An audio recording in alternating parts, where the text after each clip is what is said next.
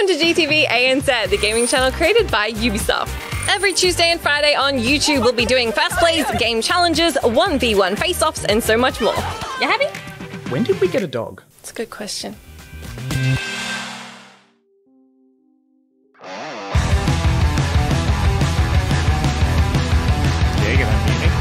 Yeah, have a good show, everyone. Let's go. 3, 2, 1, and you're live. And you're live. Thank you very much, Xenox. Welcome, guys, to Reload for the second last episode of Stage 3.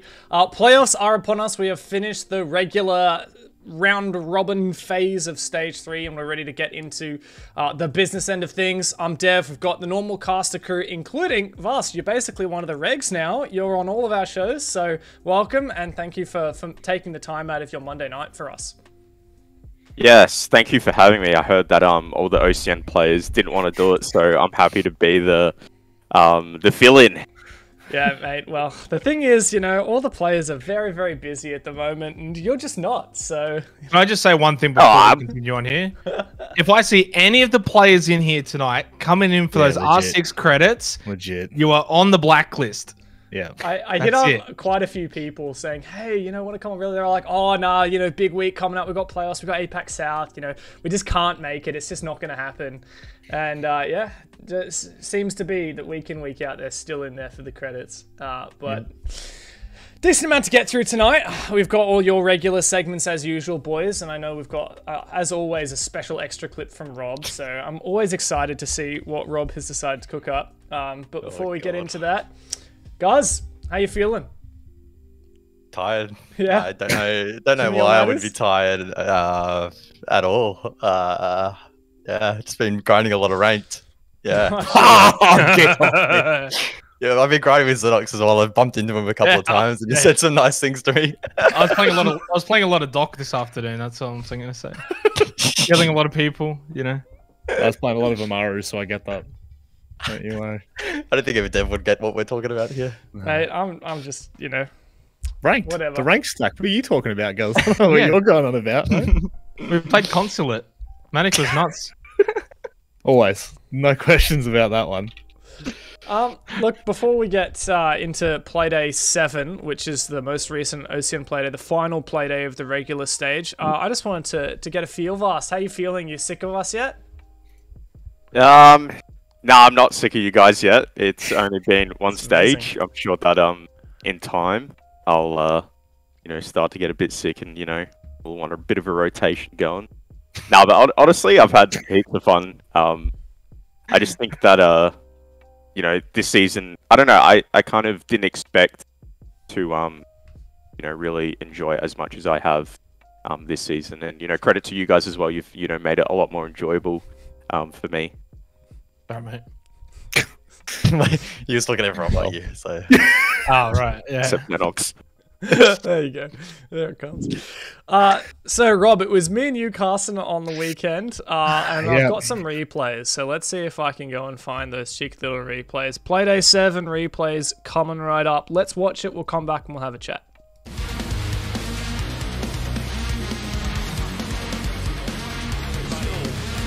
How many extra-frags can he get? That's the question. Not a single one more. Overt making a statement here. He's got so much to dark, him. He's going to have to make a 4K on the retake this What are you going on about? Like, you forget to turn your lights on? Did you turn your lights on? Dev's just shining bright like a bloody diamond, I tell you what. At the moment, Like a star that he is. Glowing. I guess they only give good lighting setups to their side cars. Wild card. No time here for him to So how come your lighting's terrible, mate? What's going on? OJ also So is Vast next up on the shopping block for R6? such a narrow angle. For SR, do we reckon? He'll definitely get it. He'll definitely get it. Probably more of a chance to cast than playing. What is this? Dude, he was looking. They were both looking through the drone hole at one point. I was really hoping one of them was going to try and fly. This was ridiculous, dude. Yeah, this is actually so funny. I love So we it. joked about it the entire time and said how, like, there's no way that those frost mats were going to do anything. He realizes that Juicy, he is dude. alone in the matter. Ooh, that you can see the ping off and the play from underneath. Jigsaw is unbelievable right now. 30 seconds Machine, left. Spectre is going to have to... Oh, that is unbelievable play from Jigsaw. He will surely be given that information. Spectre trying to come around the corner right now. Have you heard it? Oh my god! Have you heard the story? He is on another level. Jigsaw is... Was that player cam actually synced up? Then I wonder if it was or not.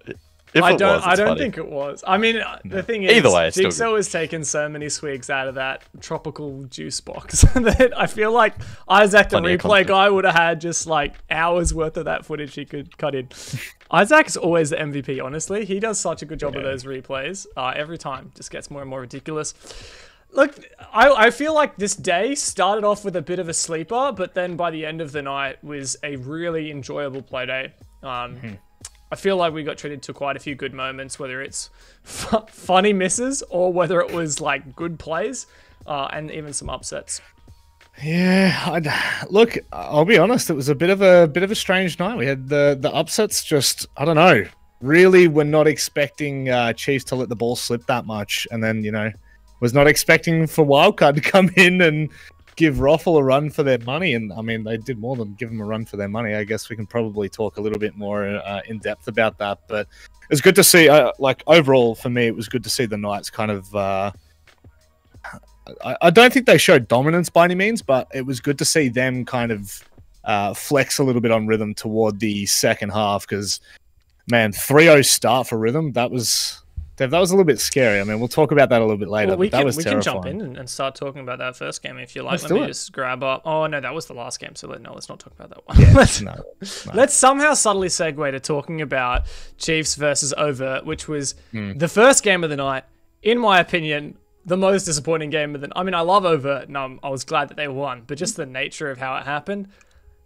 Very disappointing game. Very disappointing from Chiefs. Vas, any words from your previous team? Any words of perhaps trying to defend them for what that was, which was a pretty shocking match? I mean, I cannot defend that performance. Absolutely shocking. Digital. As I said on Twitter, he was playing Clash of Clans. God Legion had One Piece on the other monitor.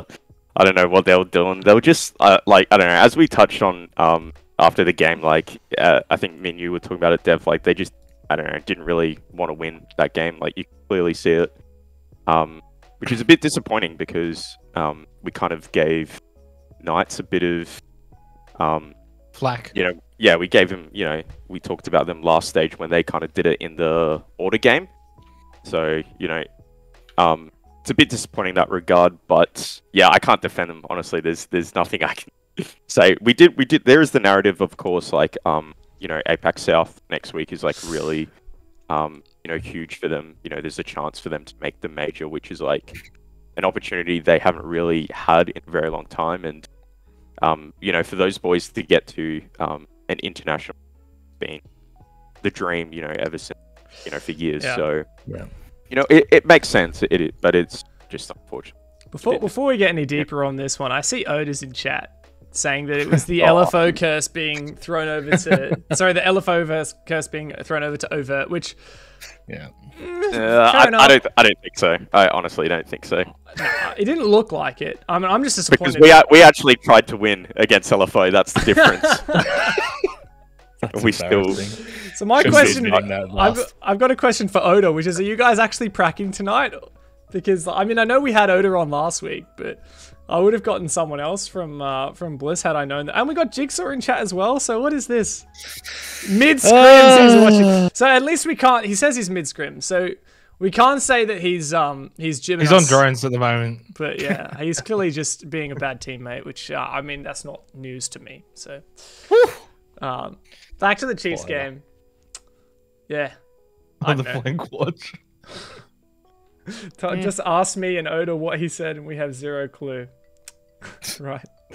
Yeah. The thing is, right, like, we kind of talked about this on the broadcast, but, like, Chiefs banned 3 of, like, their best maps that you would, in theory, think that they're going to try and play IG on. Because, like, the stakes pretty high here in this week and next week for APAC South for Chiefs. if they win this coming week against IG, then they just need to win their final game. I can't remember who. I think it's Order. Yeah. Yep. Which they would probably favour to win. So basically, if they beat IG, their chance of getting first and going to the major is incredibly high. So obviously, that's what they want to do, right? They want to beat IG. They want to put all their eggs in that basket. But like they banned like Bank and Clubhouse and Chalet, which are like the 3 maps that they would probably try and go against IG. You're going on Oregon, like you're clearly not going to play this against IG. Why are you holding back? There's no reason to hide strats on Oregon if you're not going to play them on Oregon.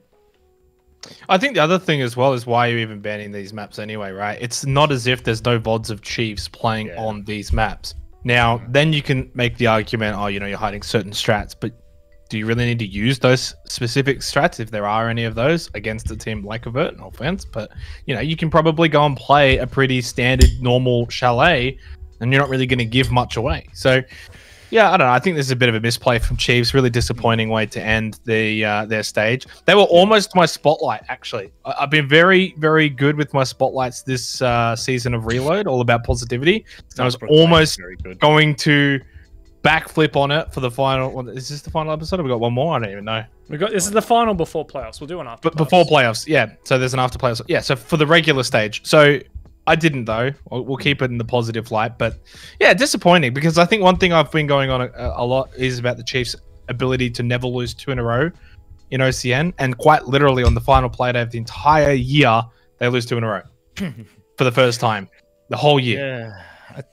It is a shame because it is that whole conversation that we have with Knights where it's like, you know, Knights, to be honest, are good enough to beat nearly any team in OCN, even if they just play default on whatever map they so please. Like, as long as teams are, you know, like as long as teams like Knights and Chiefs take it seriously when they go into the match, I genuinely don't think it really mattered what map they went to. They would have been able to play a default, and at the very least, that would have been a lot better than what we've seen here. And this just goes back to that discussion that we had, I think, 2 play days ago on OCN, which is like, it's just disappointing sometimes to see teams like the Chiefs where we, like, again, I've already prefaced how important, you know, the major will be to them and the IG match on Thursday is.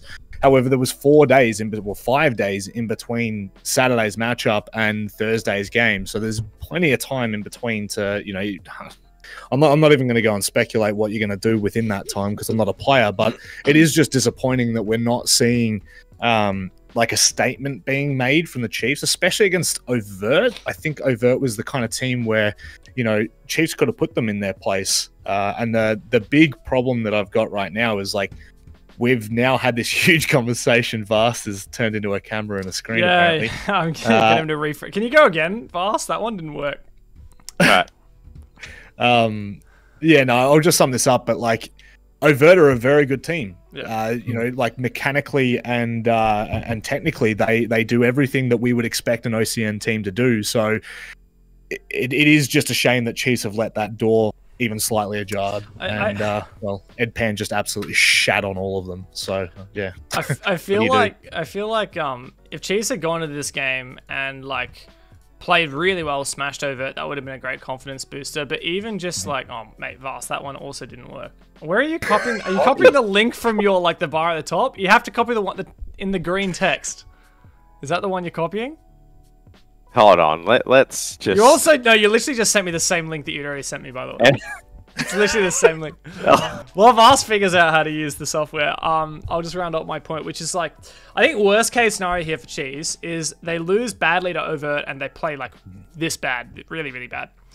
And it kind of rattles them a little bit. Like, I know that they're going to tell themselves that it doesn't rattle them, but like, if you're in that IG game and you're missing your shots, you got to start to have a bit of flashbacks to this game. Whereas even if like they lost, but it was a close 5-7, and Chiefs are like, wow, we pushed Overt and made it hard for them, even though we didn't use any of our, you know, proprietary strats, even though we played Oregon. I think Chiefs would be happy with that. But going down this hard's a bit disappointing. Bit of a yikes. I think it's pretty clear. Chiefs headed into this game and went, we don't really give a shit where we finish, and they just played like it, honestly. Because there was an opportunity for them to jump into second if Bliss lost. Eventually, Bliss didn't, so ultimately this match meant nothing, but I think that's the mantra that the Chiefs approached this match, the manner in which they approached it. Theoretically, they could have actually finished first, by the way. Yeah, true. Actually, Not sorry. with these. Yeah. Not with the way these No, results did they win the happen. head-to-head against Knights? Oh, they did. No, They no, did he said against Knights. technically when they played, when they they definitely were could playing. have. And I think that's the big problem there, and I agree with Zen. Yeah, It's that's true. So yeah, I think the Chiefs again they're putting all their eggs in the APAC basket. So if they lose against Good for IG, they're going to look like idiots. But we'll see what happens. I don't think it's I you don't think they cared about I, OCNL that much. I honestly. think if Unfortunately. Chiefs beat IG, surely they go hard this weekend in playoffs, OCN playoffs, because Have they've to. only got order to play. So you may as well just go as hard as you can in these playoffs. Yep. And it's not like Order have that much to play for next Thursday either. At this point, like I'm pretty sure playoffs are off the cards for Apex South for them. Surely. no, but relegation, relegation. So they'll have a true, hell okay. of a lot to play for. Actually, I mean, they'll have more. surely than they're the not going to Chiefs. escape relegations at this point. Is it possible? There's four teams still up Yeah. for grabs right now, depending on results from this week. I mean, I know this isn't the APAC South reload, this is the OCN reload, but I'm telling you, this week is going to make things so spicy come next Thursday. So I actually now when you say that, I do worry a little bit for Chiefs because they're going to be going in it playing for playoffs, playing for a playoffs position, but you've got a team like Order playing to save their livelihood. Like, and that's I think that's as clear cut as you can make it. Like for APAC South, for the OS teams, that is their livelihood. Can you imagine Chiefs beat IG this Thursday and then lose to Order next week and then don't end up first? Yes, I can. I can definitely imagine that. That's some real OS level shit, man. That's I bet that would be. Yeah, I mean, imagine with- losing the major spot because of that. With all the news today about teams in various esports from Oceania not being able to go overseas, I think that Chiefs would be feeling really, really pressured to want to win this game on Thursday and qualify for that major without having to play playoffs. Because honestly, I think if Chiefs have to play playoffs, I don't know if I rate their chances. Like they'll have to play teams like either Damwon or Cyclops will be in that bracket. Maybe Guts. And you've got your other Apex South teams as well. So I think they really need to just push for that direct invite. Give them more time to sort out their papers. That too. All right, next game. Ruffle Copter versus Wildcard. This is a game I did not expect to be won by Wildcard at all. What makes you say that, Dev? Out of curiosity. They're just kind of shit recently, honestly. I figured I'd ask Recently? that. What do you mean, mate? Last 12 months, maybe. They had one win coming into this game all stage long, and Ruffle had playoffs. Quite literally, you win, you go to playoffs. You know, that I think that in itself kind of sums up why the expectations were for Ruffle to get the job done. Wildcard Weddable's got nothing out really of standing winning up this here. game as well. Like, No, I think yeah. they got maybe 7th Pride? instead of 8th for stage Yeah, 3. they got pride. Yeah. Basically, that's it, right? Like just pride. Instead of last, you're second last. Instead of one win for the stage, you get 2 wins. Good to see that though, for the record, right? We probably shouldn't brush over that for wildcard's sake. It would have been very easy to come into this game, roll over, allow Ruffle to just have their way with them, and say, "Well, let's just focus on Relos." But in a way, I guess they need to probably take this game seriously to start preparing for relegations. And they did that, and a good win against the Ruffle Copter team that would have been trying their absolute hearts out to make playoffs. This is not like a Chiefs situation where they were able to, go on vacation for the night. Ruffle would have been absolutely doing everything they could have to win this game, and they didn't. Weddable's absolutely amazing this stage. Kaken also with a really good stage, but it's unfortunate for Ruffle. They just don't make playoffs.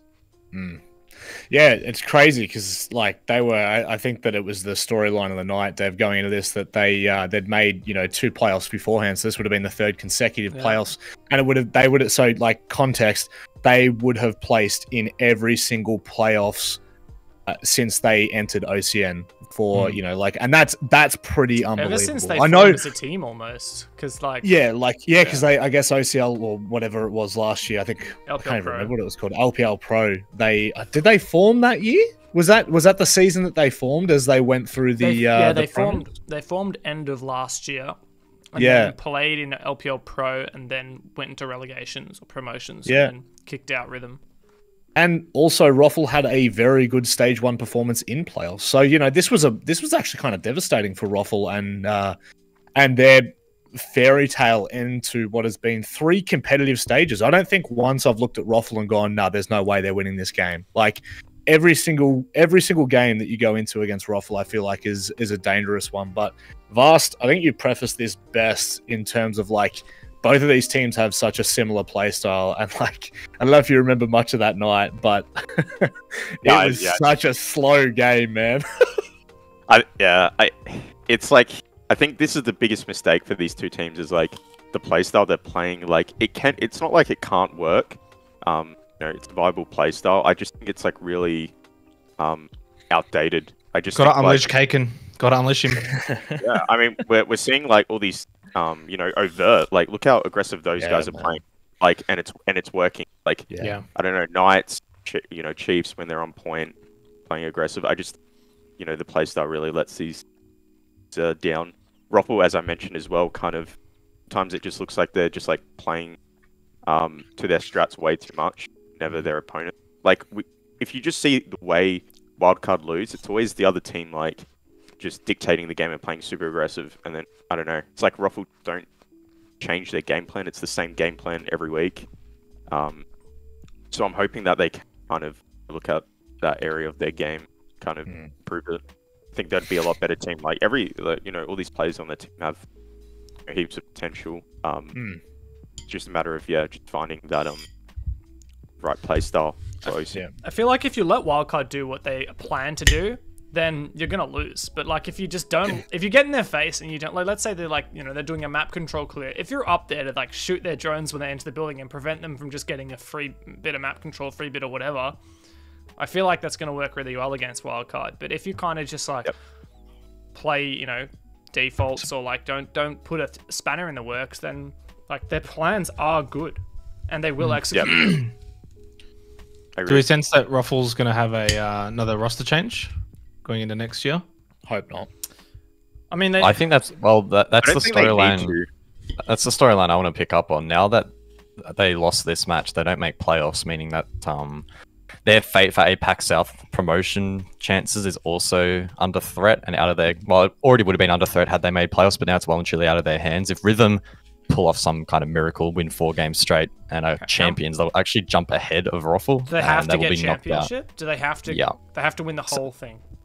Yeah, the margin at the moment is 12 points. Yeah, and if you get second, that's only a 10-point gap, so they need to finish first. Right. Get the 25 points banked. So yeah, it's not going to happen, but yeah, it's pretty. I mean, look, it's pretty cool for the. It's a cool storyline, though, to follow. If Rhythm get knocked out after their first game, well, it kind of kills it. But I mean, the thing is, but it doesn't kill the storyline completely because Overt are fighting for a place to get out of relegations themselves. But for OCM, like it's kind of cool that first matchup between Rhythm and Overt. Sometimes you go into some of these matches, and like for example, last stage we didn't know what Knights were going to show up because they had the majors secured.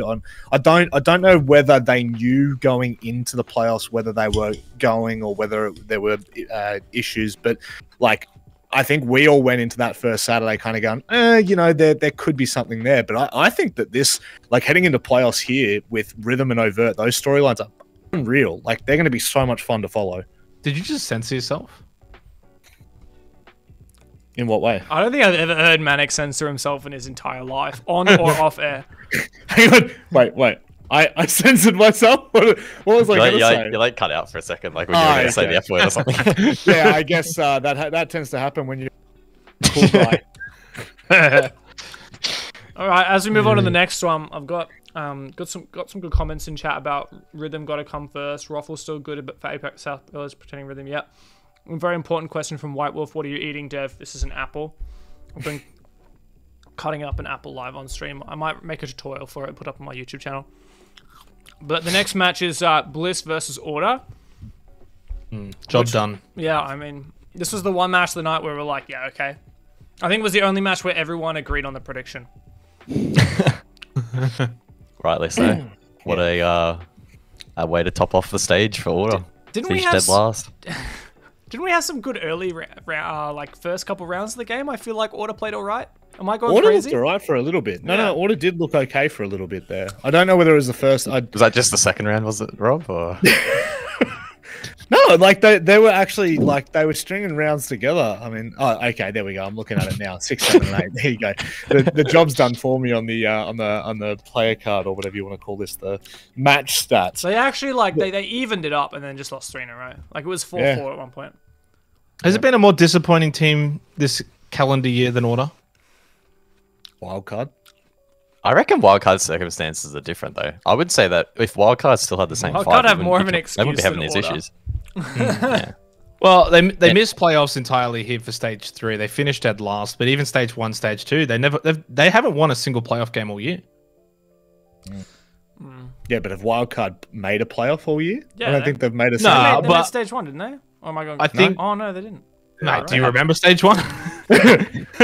I mean, I guess it's two different storylines, isn't it? It's Order coming into 2021 with us having such high hopes versus Wildcard coming off the back of an Which is- unbelievable 2020, and then having unfortunate circumstances in the first stage of 2021. I think I would have to tend to agree. I think Order's the way that Order's gone out here has been a bit yikes. I mean, we've seen Order make a couple of changes over the course of the year. Obviously, like it be moving out, they brought on Nico. Nate got promoted to core, and then most recently they got Derpa as the coach, and they made some role changes. But I feel like the only real notable change across like the whole year for Order is that Bailey, and this match that we're looking at is the exception, Bailey has been flourishing in his new role on entry. Now, obviously, the stat on screen doesn't really represent that very well. But also he wasn't playing Finker for some reason. Like he's been popping up on Finker this map, and now he starts playing Yana. I mean, like very similar operators, but yeah, I don't know. If I guess for me, it's just like if it works on Finker, then just keep doing it. But yeah, like I feel like that's the only positive change we've seen for Order is that Bailey's playing well. Fast. Yeah, Nate's been good too. I think a little underrated. Their situation's kind of strange, right? Like they, in theory, should have a lot of going for the season. Having the support from Order, really big ANZ org, is huge, and having Derp as well, a lot of experience, knowledge, playing on the old wildcard roster. Like in theory, they should have everything set for a good foundation. But it just seems like, I don't know, stage after stage, we're kind of seeing, I don't know, like very similar, like the way they're playing the game is like very similar. I don't know, like with losing Itby, they lost a little bit of that I don't know what the word would be, like kind of like unpredictability. But yeah, like I guess bringing in Nate, they was it Nate for Itby? I think it was Nate for Itby, right? Yeah, pretty sure. Well, Nate was kind of subbing in already occasionally. Yeah, it was like a sub here. Yeah. Yeah. I think when they brought in Nate, they tried to go for a bit more structured, like teamwork Well, it was orientated. Joker who left as well, remember? That was the other thing. Oh, that's right. Yeah, I Joker. think Nico directly replaced Itby, but Nate was pretty much the Joker. Like I think it was just 2 and 2. I think that because Specker had like sat out a bunch of games in stage 1 or stage 2, whatever it was, and that was when Nate filled in. But I think eventually when Nate went core and Nico jumped in, it was like basically a 2-for-2 change. It was like, by that point, it was Joker and Itby going out at the same time. Yeah, I mean, for Order though, it's like, to kind of wrap up my point, it's kind of really hard to like analyze. They're probably the one team I can't really analyze what exactly is going wrong for them, because like I feel like Wildcard, I can like almost see almost everything. I feel like I'm pretty spot on at that read, but Order, it's kind of a bit hard for me. I mean, 2 roster changes. I don't really think that's an excuse considering the players they brought in. If the players were like really inexperienced, maybe that's a bit of an excuse there. But bringing in Nico and Nate, they're definitely not inexperienced players. And yeah, I just think this amount of time with that roster, they should be, in theory, doing a lot better. Fair. I think the most entertaining thing we've seen from Order are their player cams, and that's And on that note, Bailey was boring as this week. So disappointing. Yeah. Just normal player cam. Spicy. Yeah, I mean, I was hoping it was his last chance to get it in because they didn't make playoffs, so I was very disappointed. I think there's a direct correlation here between how ridiculous Bailey's camera is and how well he performs in game. And I mean, you look at it right here, boring camera, boring performance. Have we shit? I think we've shit on Order enough here. I think that we need to finish this off with a bit of a Bliss love. I'll be honest with you. Look, this roster, they're looking so good going into these playoffs, and I don't necessarily think there's anything but pride on the line for them in this playoffs, being able to claim the #1 spot and kind of finally prove to a lot of us that their map pool is up to scrap. But like Repix and Jigsaw, man, what a season they've had. Like individually on the teams that they've come from, and like together on this roster, I don't know. It is the whole Dynamo duo, whatever we call it, dynamic duo. I think that encompass. Oh, they're dynamite, mate. And I think that they've done unbelievably. I feel like every now and then you get like young gunners from like ranked or whatever that jump into comp, and they're like good for a bit, but like they're not really reined in, and often their kills are like just like kind of doing something really ratty, and it's not consistent or whatever. The Repix and Jigsaw like fit into comp so well. Yeah. And I mean, Jigsaw does have, I think he played in a lot more tier 2, tier 3 teams for, I think, longer than Repix did. I think Repix was like more direct from ranked. Straight out of ranked, yeah. Yeah, but they were both like, have done a really good job of like coming into the comp play style and, doing well. Repix sucks. Yeah, he's real bad. Just shocking. Yeah. That's that. Bliss, can they... Well, the thing is, I mean, we'll get to this more later, but Bliss are finally in the fabled winning position, which is coming second in the regular stage. So maybe that means they can win playoffs this time, since that's what Chiefs did for the last 2 stages in a row. Bliss up, baby. But Knights, the guys who actually finished up first, they had what looked to be a shocking game at the start. I was almost going to be really disappointed in both Knights and Chiefs in the same night, because those first 3 rounds were just abysmal from them. They really did get their asses handed to them. That's a good way of putting it. I think they got tickled pink, and even the Don said afterwards in the interview, he was, I mean, what would your morale be like going into this game if you thought, like, as Knights, this is a very much a favoured game for you to be winning in every other stage bar stage 3, where it was actually split 50-50. And then just to get absolutely spanked in the first 3 rounds. And so disappointing, because I'm pretty sure that 4th round as well was the 2v3 clutch between, was it Sage and Juicy? Juicy? And yeah, man. dude. They're so good. That was was nutty. Honestly, I feel like yep, you go. I feel like that clutch though, like, oh, that was so winnable for Rhythm. Like they just looked so indecisive. They were kind of bunching up, and just of AFKing. Like they had a minute left. They could have sent someone study. They could have spread out, drones, find the last 2 players and work together. They were like, their plan was to just run in Vault and plant. Like I don't know, it was really questionable. I don't know, it was just very questionable. And I think they've put it perfectly. Like that just gave Knights the kind of jump start they need in terms of momentum.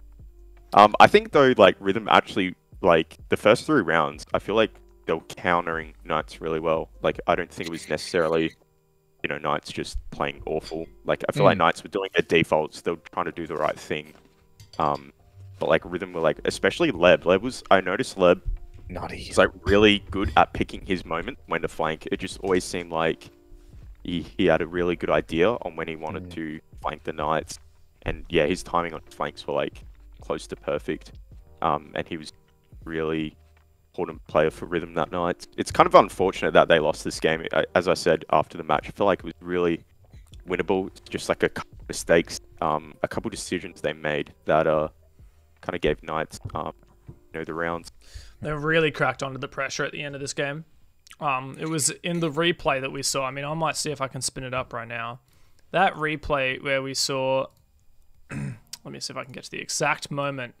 Skip. It was right here. This was just such a collapse under pressure right here. Like, what are we at? Like a 4v3 with so it was a 4v3 before Drex got downed here, and he got down jumping in a window.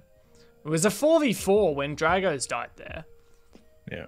And then they just like absolutely fall flat on their face. Just look at that, man. Jomsid immediately downed. We lost our shit laughing. Master as well. Yeah. They were droning Master, but they like misdroned Frostmats. But how? How do you misdrone it? I don't know. Like the drone hole, I was saying this right through- at the yeah, start of the exactly. round. With like you have to go through that drone hole that's right next to the window. Like how do you possibly miss 2 frost mats? Like sure maybe one, but there's 2 there. Like Yeah, I don't know. That is especially 2. Like that would have been really tilting. I like their timing's really off as well. Like we have 3 people master and like one guy's pushing up Astro. Like I feel like that Astro guy as well should be waiting. At least someone's in the bathroom to like work with him. We just So, gotta it was remember, just all over the place. 30 seconds left on the clock. Maybe comms are a bit hectic. These things happen. Mistakes are made. It is what it is. At the end of the day, the rhythm. They're still playing in the playoffs. I don't think they'll look back at this and care too much at all. Also, has Dragos changed his name to Fragos? Is that like a? He did. it's too dangerous, man. I'm telling you We're now. We're calling him Dragos. I'm not trying to still. say We're- that. We're still I'm calling telling him you Dragos. right now. I'm not trying to say Fragos. that. Yeah, I'll try saying Too that 10 times dangerous. fast. Too dangerous, my friend. I'll say that. Wait, what's dangerous? Nothing, Guz. Nothing, Guzzler. You are well and truly Sorry. the. It's nice to hear your voice, by the way, Guz. I think it's been about 20 minutes welcome since to you the opened show, it, Guz. so- I don't really know what you want me to talk about. I mean, Oh well, maybe what's on screen, you bloody putz. Knights 1-7 to Rhythm 5 on Villa. was Thanks the to last time Omen you for slept, sponsoring mate? us. I don't know, man. Honestly, like I've actually been sleeping okay, and I just feel dead. So So I'm the one person here who hasn't been grinding video games all night every night, and I still couldn't get to sleep until 7 a.m. the other day. Settle down there. Jesus, Settle down there. 7 a.m. Jesus Christ. you're Yeah, cooked, mate. mate. Insomnia Need some hits help. diff. Maybe you should have been playing ranked with us. You could have passed the time. Mate, I actually hit diamond, believe it or not. Got back up there. Oh, did you? Yeah, Raven came and queued with us. You know, helped out a lot. Yeah, hard carry. Yep. Speaking of hard carry, no, it's not really a hard carry, but like Juicy and Sage absolutely popped off here. Yeah. I've been a big fan of watching both of those players in stage 3. I think Juicy is super underrated player. I think he's like just such a good shining light of a support who like always finds his kills on his support role in his support positions. Like very rarely do you see him making errors, and he clearly has a very influential like position on the team in terms of like that supportive role.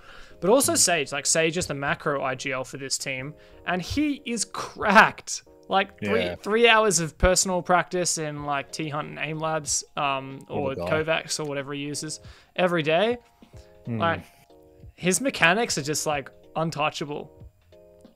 He's pretty nutty. I think when was it Sage joined Knights? Was it start of this year or end of last year? I think it was start of this year, wasn't it? Did he replace like- Hills? He replaced. I think it was like mid last year. I think it was even longer ago. It's been a long. No, it's been because a while I now. didn't start casting until like because I had the middle of last year. He came from That's PC 419, that's right. So that was last year, I think. So he played, because I saw a clip the other day, you know Stigs from Fnatic, he tweeted out that clip that the clutch he got in like Summer Series way back in the day on Acme.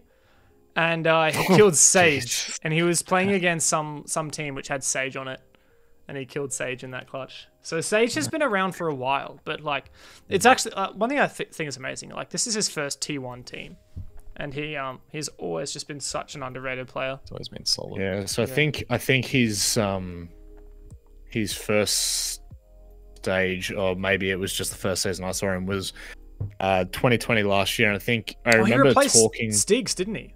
Sorry. Yeah, Yeah. and Well, the Like- quick he's got his first official or major like event listed as the OS major. Before that, he was PC. So Which LPL one? Pro Season August? 3, Was that August last year?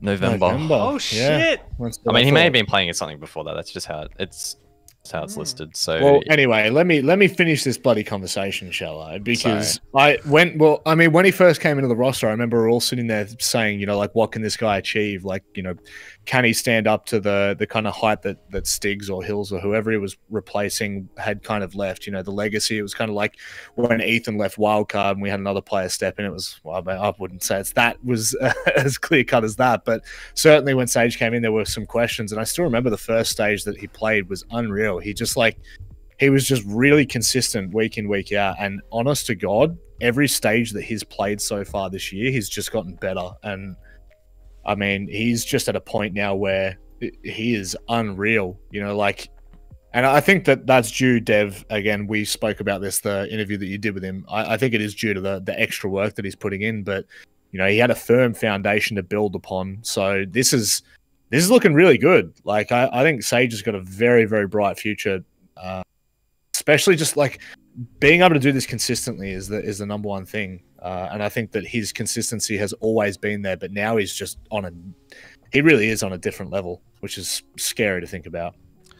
The thing that's astonishing with Sage is I feel like he ticks all of the big core boxes, and some of them it's really hard for even top level players to tick. Like, he's got the mechanics, right? He's actually a very smart player, and like he does a lot of the VOD researching for his team. Like, not necessarily to counter teams, but like he says, he just watches other regions' VODs all the time.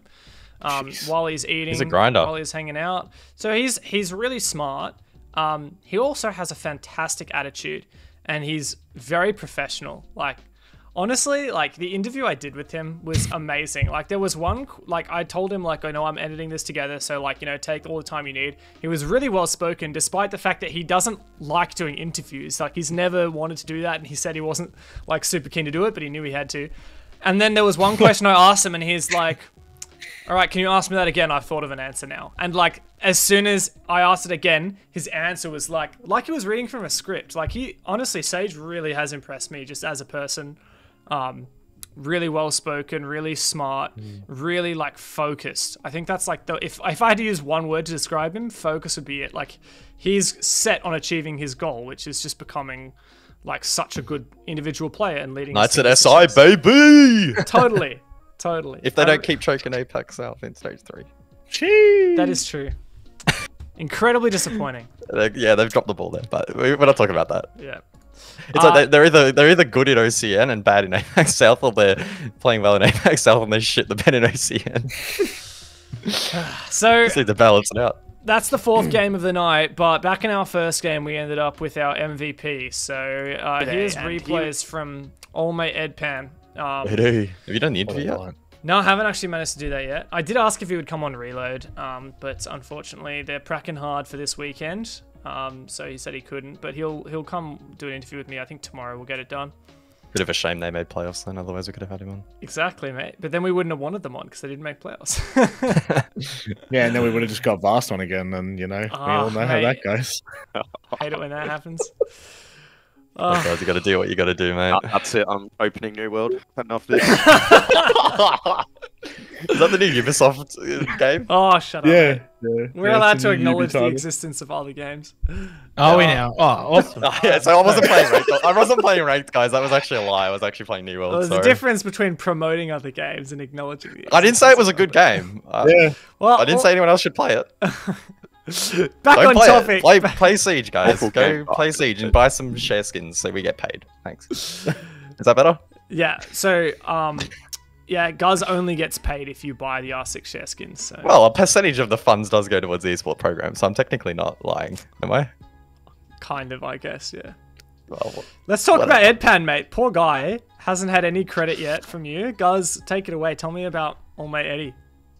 Eddie is a beast. I want to get him on an interview so he can drop some bars because he's dropping kids in the server, and that's what we love to see. That was a good segue, wasn't it? On the spot. Honestly, I didn't watch this game, so I can't really talk about his individual performance. So I'll just say he's been, honestly, from the games I have watched, though, he's been performing really well, and just seems like I really don't know what to say. It just feels like there's something about like a lot of like young players, like new players that don't have a lot of experience in T1. Like, I feel like it goes one of two ways. Either they're like super skittish and scared because it's like big environment, or they just don't give a fuck and they're just like, I can gun down these guys in ranked. Why can't I gun them down here? And that's what Eddie was like. It was just what the frick did you just say? Thanks for your inputs, Enox. I do agree.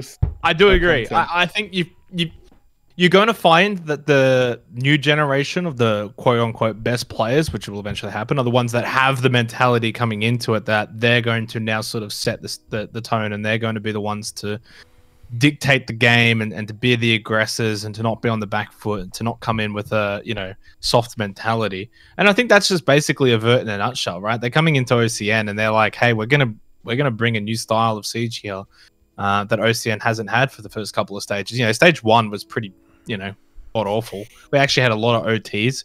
The secret little segment I got coming up later, Dev doesn't even know about it, but I think the meta is slowly evolving and changing over the course of the year, and teams like Avert are a big part of that. So Ed Pan's a great player, but I think overall as a team, they're all nutty. I mean, Kyra's nutty, Sawyer's nutty. I mean, seriously, like, you could put any of them up there and you'd be able to say how good they are.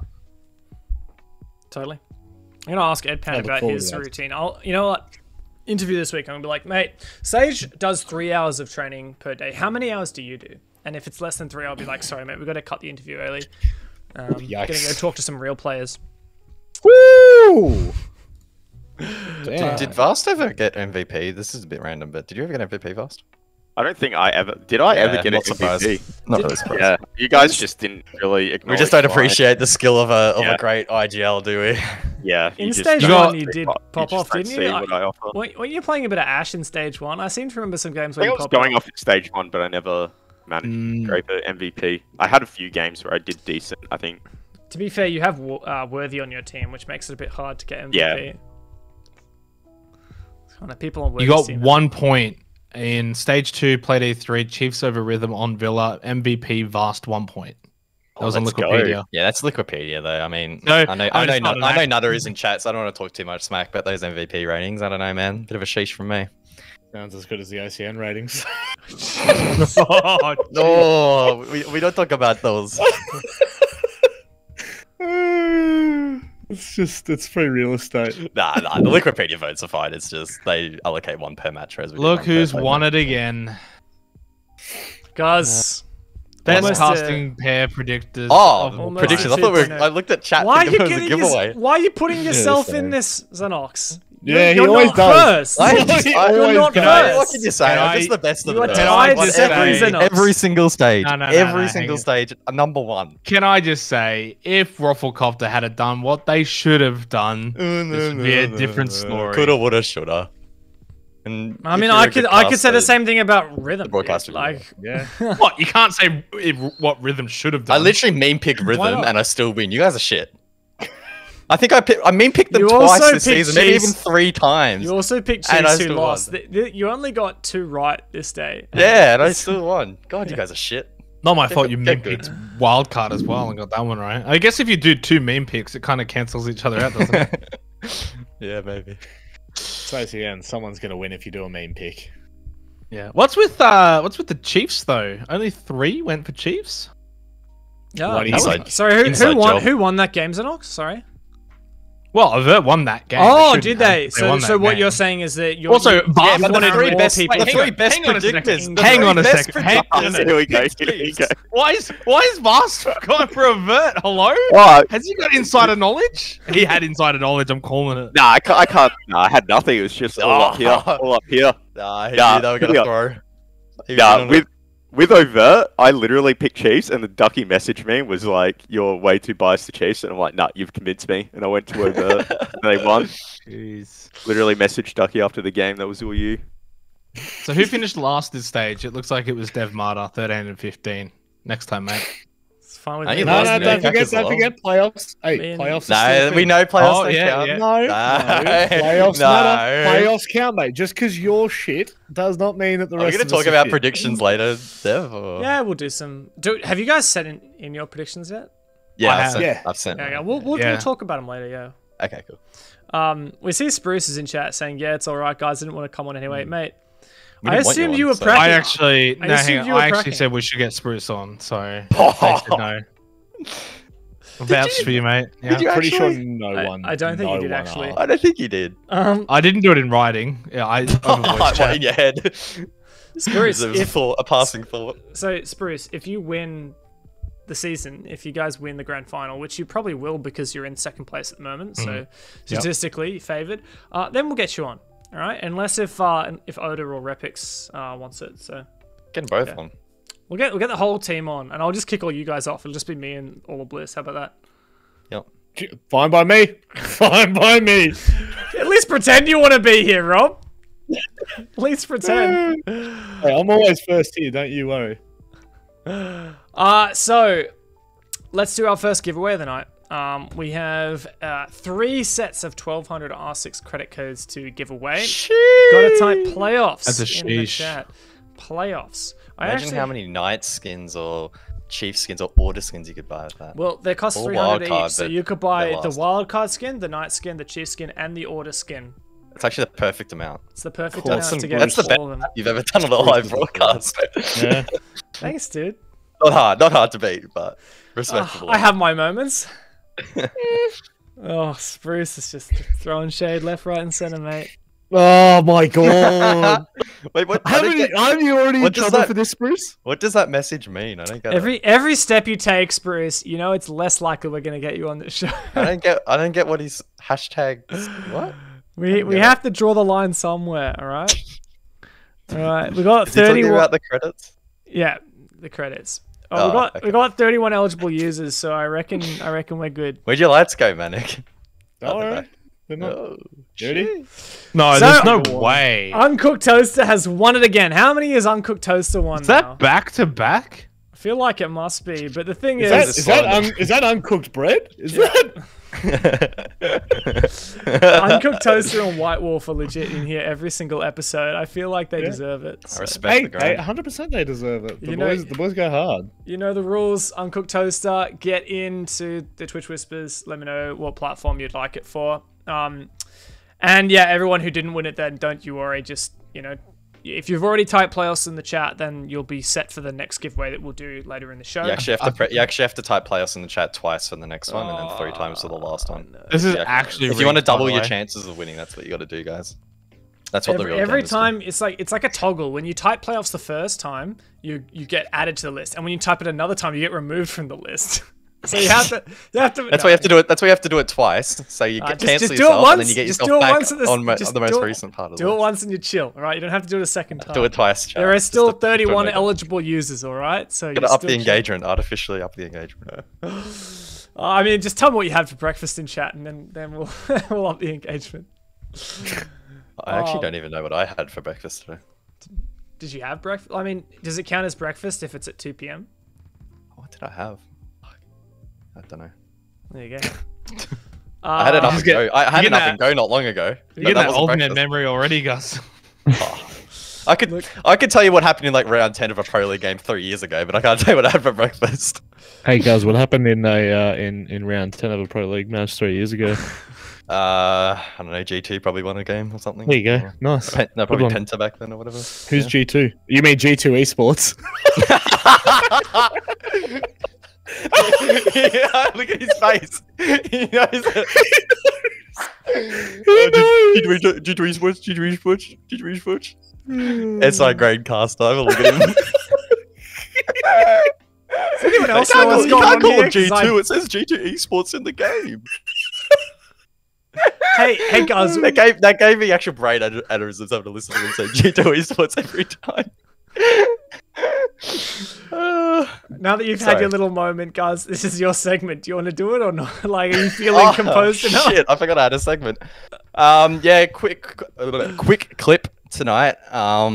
It's on Chalet, and between Wildcard and whoever they played, I can't remember who it was. I think it would have been Roffle, right, on Chalet. And whilst the clip is short, I think it's a good discussion on Backstore. Obviously, probably the hardest part on the map to clear, or at least we thought it may be the hardest part of the map to clear, but Wildcard in the following clip showed us that maybe it isn't as difficult as we thought. Mental has to be in the bin. Joe's in a good position, and Wildcard might get a free pick here from the Maverick. Holds into stock. Milo does get that free pick. When are So we going that's to a get great replays play without from the cast Wildcard. audio? Kagan. Mental has to I be mean, in the bin. I could get it if you wanted, but yeah. I mean, you're the one I'd who clipped actually this. like to listen. I'd actually be tolerable. I actually do get sent like all the like end of day replays. I have those without cast audio, but it doesn't have like any part of the VOD that you want. So guys, this is your segment. Go. Yeah, so as the clip shows, Wildcard, we're actually seeing a bit of a weird transition more globally in the meta where teams aren't necessarily going for that bedroom across take. A lot of action going on downstairs, and Wildcard playing into that meta at the moment and clearing out Backstore really cleanly. The Maverick just going up, creating the hole. That's Geo, and then Molosca following close behind to finish off the kill. Obviously, the sound profile of the blowtorch is often pretty quiet, and Kaken honestly probably had absolutely no idea that was coming. And yeah, free kill for Wildcard. And no doubt, I wouldn't be surprised if we see other teams do something similar now, because it is literally a free kill, or at the very least, it means you can't sit there comfortably as a defender. When I hear a I story, thought this was common. well, So did I. it's First time become I've seen it's it. become common in like the last little bit. The first time I saw this Come on, was last Tuesday or 2 Tuesdays ago. Yeah, we did this now. OCL Player 1. That's exactly what I was about to say. It was Tiltech's team. I honestly don't think that I've I casted saw. much Shelly recently, so that's probably what. So I was watching OCL Player 1 and I saw Tiltech's team do it, and that was Oh, the there you first go. time I ever saw it. And I've seen Wildcard it- stealing tier 2 I've strats, s- boys. There I've we go, seen it like confirmed. 3 or 4 times since then. I think it's just so good, isn't it? How do you counter this? Pretty sure I've seen other regions kind of start to innovate this kind of push. No offense to Tiltech's team. Jesus, how's the shade? Maybe they did.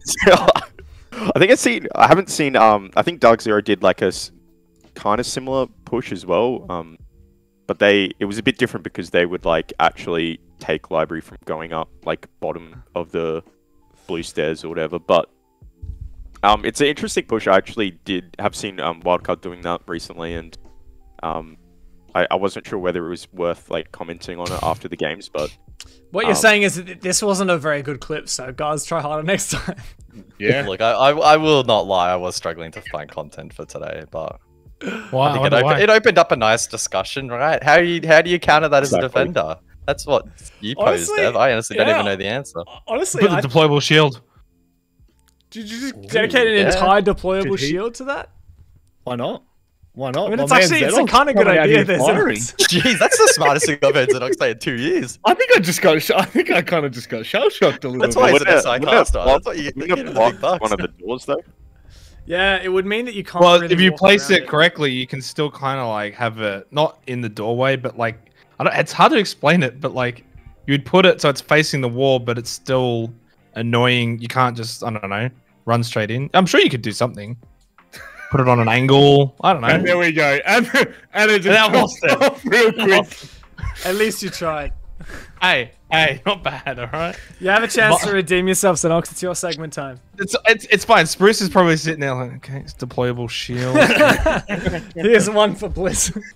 All right, it's time for the Xenox Spotlight. Now, as I mentioned earlier on in the broadcast, I was very close to giving this one to the Chiefs as a negative spotlight, but I've kept true to this this stage. It's all about positivity. So for the spotlight, which if you want, Dev, you can just play the background clip because it's just mainly replays here. But it goes to the Knights. I think that the Knights have been a little bit under the radar when it comes to positivity and just that sort of I don't know. Well done, this. Congratulations. They finished first this stage, right? Their best stage all year. Good For the- vocab. Like, Hey, mate, don't They've forget been they under also the finished radar first for in stage one, positivity right? and well doneness. They didn't capitulate this stage. That was good. look, you get what I'm saying, all right? It's time to give the Knights some Do it. credit. They've absolutely deserved it. 6 wins, only the 1 loss for this particular stage, which was a pretty bad one actually in Playday 2, 7-1 loss to the Chiefs. But nevertheless, and that's the only reason why their round differential is only +8. But better than their stage 1 performance. They've made a grand final. They've done it without too much fuss.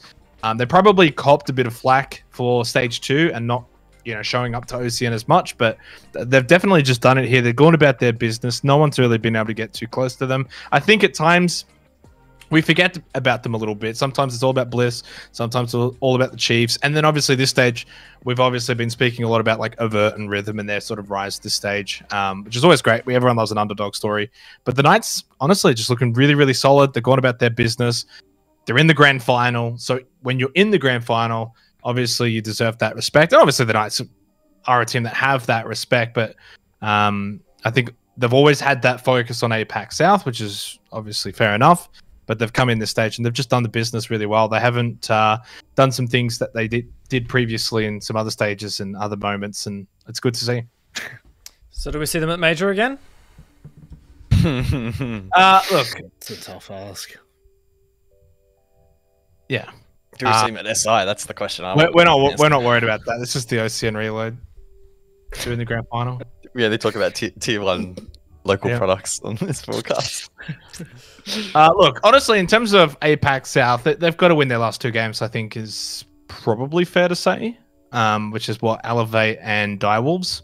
I don't see why they can't win both those games. If they don't win the next 2 games, they're not making SI. So can't imagine how much pressure they're under. I think it's like 2% chance if they finish out of the top 8. So they have to make playoffs in order to make SI. According to the numbers, I think this was pre-stage 3. So again, teams would have shifted around, but it gives a good gauge. Knights 2% chance if they finish less than or outside the 8, so don't finish top 4 APAC South. Scales to 85% if they finish 8th in APAC playoffs for stage 3. 97% 7th. Because it depends and then on like not basically just their confirmed 6 and performance. above. It's the nature of their SI points. Like it depends on how every team in every region goes. But basically, if they don't win the next 2 games in APAC South and don't make playoffs, they're not making SI. So It's in their holy hands. shit, that's a lot of pressure. If they make the major, they're guaranteed or like almost guaranteed. Yeah, like 99.99%. Yeah.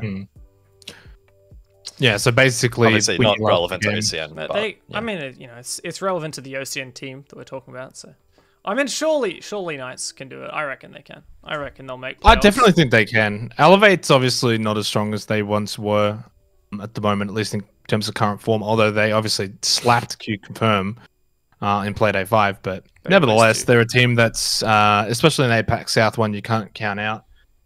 Definitely would have them favoured against Direwolves in that Play Day 7. So if they can get over Elevate, that puts them on 8 points, which is then only 1 point behind Elevate, who are in the top 4 at the moment. You would then think they can beat Direwolves.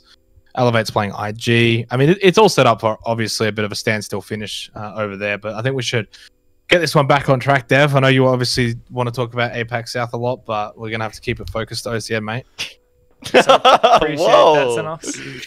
Yeah, Robert, which of your clips are first? Yeah, we'll go the the clutch clip first. Yeah, the clutch clip. So, ladies and gents, generally we like to have, a bit of a variety, a bit of a choice for everyone to have a look at and kind of give us their thoughts. But undeniably, there was only one clutch on Saturday night that was worthy of this, and I just don't think we could give it to anyone else. And I mean, look, Here we go. Was this your best ever call, Matic? It's accompanied by some of the best commentators. You can't say that with a straight face, mate. Come on. I'm just gonna roll it. Nah, it was pretty good. It was. Roll this clip. Have you heard of the story of Manic? And the landing of the shot with the bearing. Jigsaw is the last man left for Bliss, and he can find Nate. 2 more to go for. No diffuser as well. Order have actually made this look really good. They have. But have you heard of the clutch of Jigsaw? It was a 1v3. He only had about a minute left when he started it. As he starts to make his way into the site, he realizes that he is alone in the matter. Ooh, And that, you can see the ping. Oh, but the play from underneath. Jigsaw is unbelievable right now. 30 seconds left. Specker is going to have to... Oh, that is unbelievable play from Jigsaw. He will surely be given that information. Specker trying to come around the corner right now, but it's ready for... Oh, my God! He is on another level. Jigsaw is nutty. have you heard of the 1v1 trade comes through? Oh, Just done. You've done Dev dirty there. I just picked the clip, just picked the clip, mate. And I think the words speak for themselves, don't you reckon, Dev? Mate, I mean, in future, I'm just going to shut up and let you talk the whole broadcast. I mean, that is straight out of the machine textbook. There is no 2 questions about that. There is no hint of originality in that. But yeah, look, it worked. But I've been waiting for about a year. It feels like a year now since that Pro League clutch from another title that's not UB. I mean, I don't know. Maybe I'm going crazy, but I didn't know there were other esport games, dude. Yeah, there's not. I mean, that honestly, I think that's one of the best calls. Machine's call, that is, not yours. Call. Not yours. Machine's call is one of the best things you've ever heard in an actual, in a high stakes game. So I thought it was legit scripted when I saw him do it. Like, I thought that they were watching back a clip, that they'd known what was going to happen. No, my man's is nutty out there. But no, seriously, and to back up, I think The reason I'll actually go into it a little bit. The reason why I started saying that is because, I mean, one, you see Jigsaw up on the board, and the second he gets that kill, you look to your left, you look to his right, and he's got 2 isolated 1v1s. Like, I think that kind of sold it for me instantly that this was going to be something that we were going to look back on. But I mean, what a clutch it was. I don't know. I don't that think player in solo got absolutely sent into the void. Yellow. Imagine trying to kill him through the vert, and then he just pops up, bang, you're dead. And the drone work as well for that flank watch, Dev. You quickly gave it a shout out as it came. That's just IQ and composure in a moment where you need it. I just love that he still had, like, the entire round has gone by and he still has a drone in the pocket. Jigsaw teams. Hasn't made him. He really doesn't need him, mate. I'm surprised he actually knew how to use a drone. Like, probably the first time his drone he just had to throw it. He didn't have to get on it. He just yeah, true. So probably doesn't even have a bound. I'm not asked Vast. Like, I know we love to get nitpicky about this, but like, did Specker make the wrong play here, dropping below? Yeah, I mean, I don't want to take over Manic's little segment here, but I actually don't think Specker played this bad. I could see what he tried to do. He wanted to get on that vert early, and if he got to that vert early, you know, the round would have been over.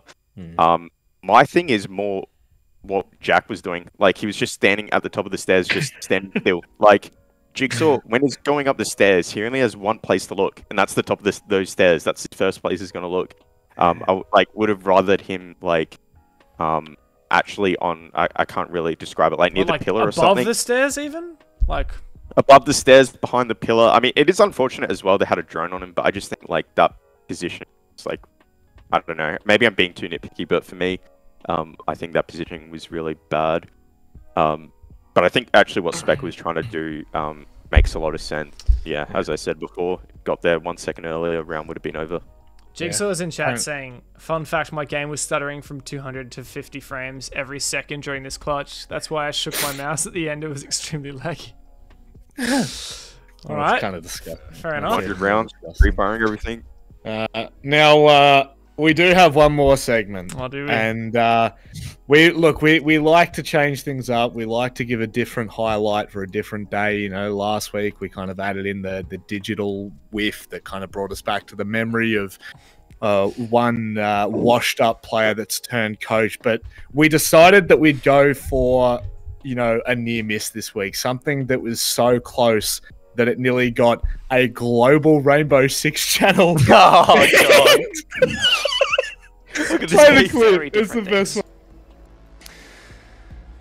Spot on.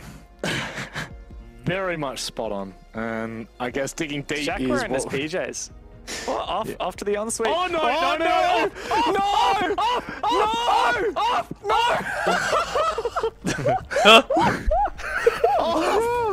no, Those are two very different things. Oh, jeez. Did he know that he was? I mean, he had to. This is the conversation. I mean, did he know? That's He stared at the camera before he closed the door, and then he didn't even fully close the door either. He just like puts it down a little. I love the way he looks back at the camera as he takes his fucking pants down. Oh God. Yeah, so there's one of the closest near misses I've ever had on a broadcast before, and people are probably wondering why we're screaming. I'm screaming just in case our producer had walked away for a second, leaving the player cams on, and Jack Daddy didn't do his own due diligence. I mean, thinking back, I thought that was going to be really bad. I thought it was. Same, dude. I thought this is it. This is careers. We're all in the bin here. Imagine you got the channels banned. Like, that would have been crazy. Oh man. But yeah, that ties up the segments, gents. So always got to put a smile on your face, you know. Or to continue to have the best face cams. That took shit posting to another level. That from Jack. Yes, it did. It did. Oh, I reckon it is time to do another giveaway, guys. Playoffs in the chat will make you eligible for this 1200 R6 credit code giveaway. And if you've already typed it, if you're one of the 33 people who's already typed it, you don't have to type it again. Just the once will do. I'll give you a couple of seconds. Or alternatively, you can type in Vast is washed just For no other reason than to throw him a bit of shade. Alright, I think I might win. I don't think mods. Could be the only one. I don't think mods can win, mate. Oh, fast, getting behind it. I respect that. Oh no, I misspelled it. Oh no! Cast is washed. Look who's won it! Look who's won it! Don't say the name. Reroll. He hasn't. Oh no, he's only just. God. If he types in the chat, no, he hasn't said anything in the it's chat. 15 yet, so seconds. He don't has say 45 seconds. Oh, Oh, he I did. typed. his name. That's bullshit. This is the most rigged thing I've ever seen. You're not even hiding it anymore, Dev. Mate, you're gonna have to step down. You're gonna have to step down, mate. ICAC is going to be on you. Oh, Some mate. integrity issues out here. There's a bit of corruption going on. Where's the resignation letter being sent in, mate? Mate, too far, too far. All right, Spruce, what you got to do is you got to get in the Whispers Rainbow 6 ANZ. Let me know what platform you would like the credits for. We still have one more giveaway to do before the end of the night, and we'll do that just before we close the show, so stick around. But next up on the chopping block is the standings as they sit at the moment. And this is the final standings for the round robin phase. Now coming into playoffs, obviously the top 5 will go through that, and we'll have like a revised standings after the playoffs is done. But this is where the round robin leaves us, and I definitely would not have picked this coming into stage 3. There's a lot of things that are off compared to my expectation here. Yes. Such as? I mean, you don't want to be I think yeah, he was Jeff, I opening the agree. floor. I was. I think he was I opening the mean, I could just floor. talk I for the think entire podcast. That's a good host. That's a good hosting technique. It was actually a great hosting technique. I really appreciate that. You just gotta have good people on the desk. I was just hoping that it wasn't going to be me doing all the work once again. So, Vast, give us your thoughts on the standings. Handball. Yeah, look. I mean, is there anything really that surprising? I mean, I know wildcard order on the bottom and Overt coming in, but like, I mean, Knights, Bliss, and Chiefs top 3, like nothing really changed there. Like, I mean, sure, like, positioning did change between those teams, but I expected those 3 teams to get top 3. Overt, obviously, is the most surprising thing, and Rhythm but we've kind of talked about that, quite a lot. Ruffle wildcard order. I mean, yeah, like. I kind of expected Ruffle in that same area, like 5th, 4th, like just scraping playoffs, to be honest. Because I did feel like this season or this stage was a lot more competitive, and I felt that it was going to be a lot harder to qualify, just because everything's on the line, everyone wants to make playoffs. So yeah, I figured it would be a lot harder for them to qualify. I don't think it's that surprising, honestly. Jeez, Dev, you're copping it. Didn't we do like in like one of the first episodes of Reload, we did like a rankings, right? I swear we did. Of like where we thought teams were rating. I'm trying to find the VOD I don't know. right now. I don't know if that went public or not, but we did it. Did it behind closed doors. We did it privately. We do a lot of things behind closed doors. I'm trying to find the VOD right now, but I am like certain we did. Was it with Specker? Who did we do it with? Actually, I think you might have, right? I wasn't on that episode, so yeah, I think you guys did. Yeah, that. you were, mate. I'm watching it right now. Were you? What? This stage? Yeah. Or this season? I thought you said back in stage 1. No, I don't think we did this stage. They're saying that it was with Sawyer. Sawyer. All right, I'm flicking through the VOD. Good one. I'm flicking through the VOD. Credit to everyone in chat who's more dedicated in remembering things than us. Who is it that said that? Geordie. In Sawyer, yeah, Geordie. Of course, Geordie would know. Bloody Chad. I'm trying to find it right now. Bloody Chad. Oh, legit! Here it is, mate. Here it is. All right, let me see if I can bring it up. No cap. This is gonna be messy. There you go. So this is our so we had the top 3 was right. Kind of. Not in the order though. Like Chiefs, Knights, Bliss, Order, Ruffle, Wildcard, Overt, Rhythm. This is what we had kind of settled on.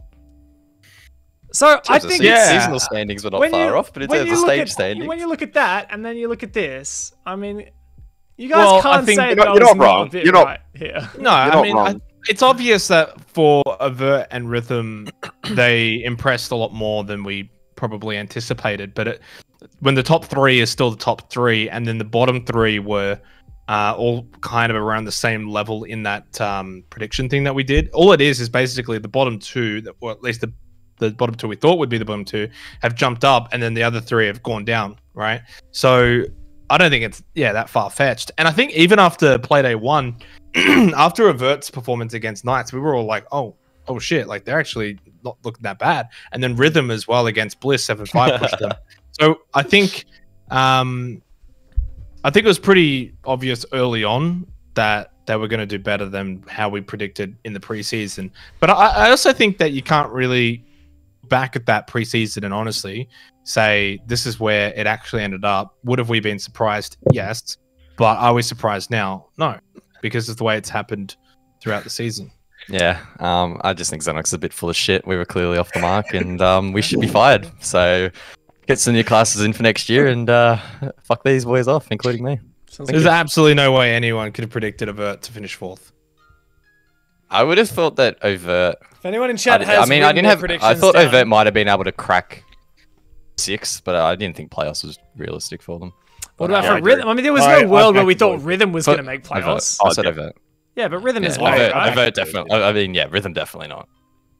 I mean, I think honestly, I think Xenox kind of nailed it, like how Overt and Rhythm. Thanks, mate. I mean, we didn't expect it, but like all that's changed. Technically, is them kind of moving in the middle of the pack. Like I don't know, I don't think anyone expected an order to Literally get top win only 2. 1 game. I don't think we expected them coming to the season to get top 2 or a wild card to be up there or Ruffle. So I think we were pretty tough with top 3. Oh, Dev here and saying that, but like I think it's more the order with 1 win. Yeah, I think that's what's. Yeah, it's the nature of how this works. Order got a single win out of 7 games. Chiefs lost 3 games. Like they almost lost as many games as they won. 3 losses, 4 wins, and they were 5 points behind Bliss in 2nd place. Like it was a close competition between Knights and Bliss. Chiefs, there was no way they were going to make first, not unless if they got a lot more wins on the table compared to their opposition. I think that's quite a significant disparity there. Like there's a big jump between 2nd and 3rd place, and it's close from 3rd until like 5th, and then reasonably kind of evenly spread out continuing down. So I don't know. I it's like, yes, you can oversimplify it, but I got you, Dev. I know. Thank you, bro. I know. You can. It's all right. I got you. These boys are useless. They're absolutely useless. Well, I think the other thing to note as well, from stage 1 to stage 2, like the bottom 3 were the same teams, the top 5 were the same teams. There wasn't a lot of movement between the 2 stages, only really just sort of some positional things. And then obviously stage 3 has seen that change quite significantly. Wildcard being the only team that's actually remained in the bottom 3 for all 3 stages. Sheesh. Did I do that right, guys? Did you say Wildcard is the only one to have done that? I actually am curious, because I'm sure you guys will have the stats up. Where did Wildcard place in stage 1? I think it was 7th. 6th. They finished 6th. Yeah, they finished 6th. Yes, they actually didn't have the worst. Good commentators. They actually finished 7th. They finished tied 6th on 7 points. Ligma. You can't tie in the standings. Then they had 9 points in stage 2, and then in stage 3 they finished on 6 points. So mathematically, they had their worst stage of the entire year in stage 3. That's like that. I don't know. Bring back Silex. Yeah, bring back Silex. Yeah. Hashtag Silex was not the problem. Hashtag Milo's the problem. I can just mute them if you want. Fast, like I can server mute them. Yeah, all right. Let's see. No, I mean that was my point. I was just gonna say, it would have been funny seeing if they finished 6. Them having a better season with Silex, instead of Milo. That was all my point. Yeah, that's a great point, Guz. Do you have a response? Oh, really? Well, just to be expected from people like us. I mean, look. I guess the question is where do we see? Obviously, like Overt Rhythm have kind of surprised everyone. But where do we actually see them? Going playoffs. That is a good segue into well. I felt like I was kind of the host there. I apologize there. No, but no, I love it, man. I love that. Let's just Well, rotate. So Rotate up. yeah, mate. You want to host the rest of the show? I'll get you to take us out when we're finishing up. You can do the final goodbye, all right? So I mean, I originally had the bracket up next, but I just got up that tier maker once again, and I was thinking, I don't know, now that since you guys were kind of having a bit of a laugh, maybe we can go and do you want to do like updated predictions on how we think these teams are, just everyone all in, like if everyone put 100% into Like a power ranking? yeah, like a power ranking. Who is the best team? Grab up the to seasonal worst? standings and plug Well, them in. No, I it's mean, not. Is that really accurate? Yes. Well, how is it not Because- accurate? Power don't rankings think it's by the end accurate. of a stage typically do reflect the standings. Power rankings in a preseason, well, that's where it's a little bit different. That's where you can have a bit of fun, right? But by this point now, most power rankings in sports, you would only just see like one or two. The only caveat Would to you that have is overt last? Would Yeah, you that's have the- order? So- and No, you both? wouldn't. caveat. Yeah, but I'd like have all over. last. Well, then there you go, you putz. You can't be the standings. You Exactly. Xenox, man. What do you Oh mean? my God. Manic, sometimes I Let's think do it's it. only you and me who have brains in this channel. Hello? Because Overt are last in the seasonal standings because then they joined in stage 3. I'm talking about stage 3 standings. I Well, that's couldn't not the care less about- seasonal standings. That's the stage standings, Jake. No, the seasonal standings don't matter. They just simply don't Well, matter. we don't. You know what? Hey, don't worry about relegations. Don't worry about relegations. We're all good, guys. That's got Thanks for nothing coming to for do. 2021. That has literally nothing to do with form. I Simply actually based off the think fact this that is going Vert to be only harder just than joined. you guys reckon. I think this is going to be harder than you guys. So I think, look, everyone will agree that Love you, Jake. near the top is going to be these three. But which one do you put in top? Chiefs. Chiefs. No, not Chiefs. So Chiefs. this is not like, don't just think, okay, Ian OCN, just think overall how good they are as a team. Who is the best Chiefs. team in this league? Chiefs. I can't say That's Chiefs. They've just lost 2 in a row to Rhythm and Avert. I don't know if I can say Last that. game didn't matter, so I wouldn't be counting that. I actually think best 2 for games at best the end of on the stage 3. day. I still think Knights have the best. Why have they lost every Like- head-to-head to Chiefs then this year? Well, obviously that's That a is a Knights good beat point. Chiefs thing, right? We're not talking about Knights beat Chiefs. We're just talking about best in general. I still think that But you can't be Ch- the best if you can't beat every team. Then I- would well, you the How agree? about this? Chiefs- How about this? Well, Look, I- sorry, hang on. But what about LFO and Chiefs? Well, that yeah, but where Chiefs were have beaten LFO? every team. LFO have not. LFO weren't up the top. And they're gone, mate. They're fucking gone. Okay. They're in attendance. Settle down. Look, I can't believe I'm saying this, but I do kind of see where Zonox is coming from. Because I do too, actually. I was- I actually Oh, think. fuck this. I'm out. Oh, you finish your point. You finish your point. Well, I was first, going to Steph. say, I feel like if, let's say that like all these OCN teams went over to 6 Invitational, right, and played the best 20 teams in the world, I think Knights would go the first of any team. I think they would go better than Chiefs. Yeah, but we're talking local. I would agree with that, but we're not talking about Well, that. I Yeah, think if that we what I'm just doing here locally- isn't...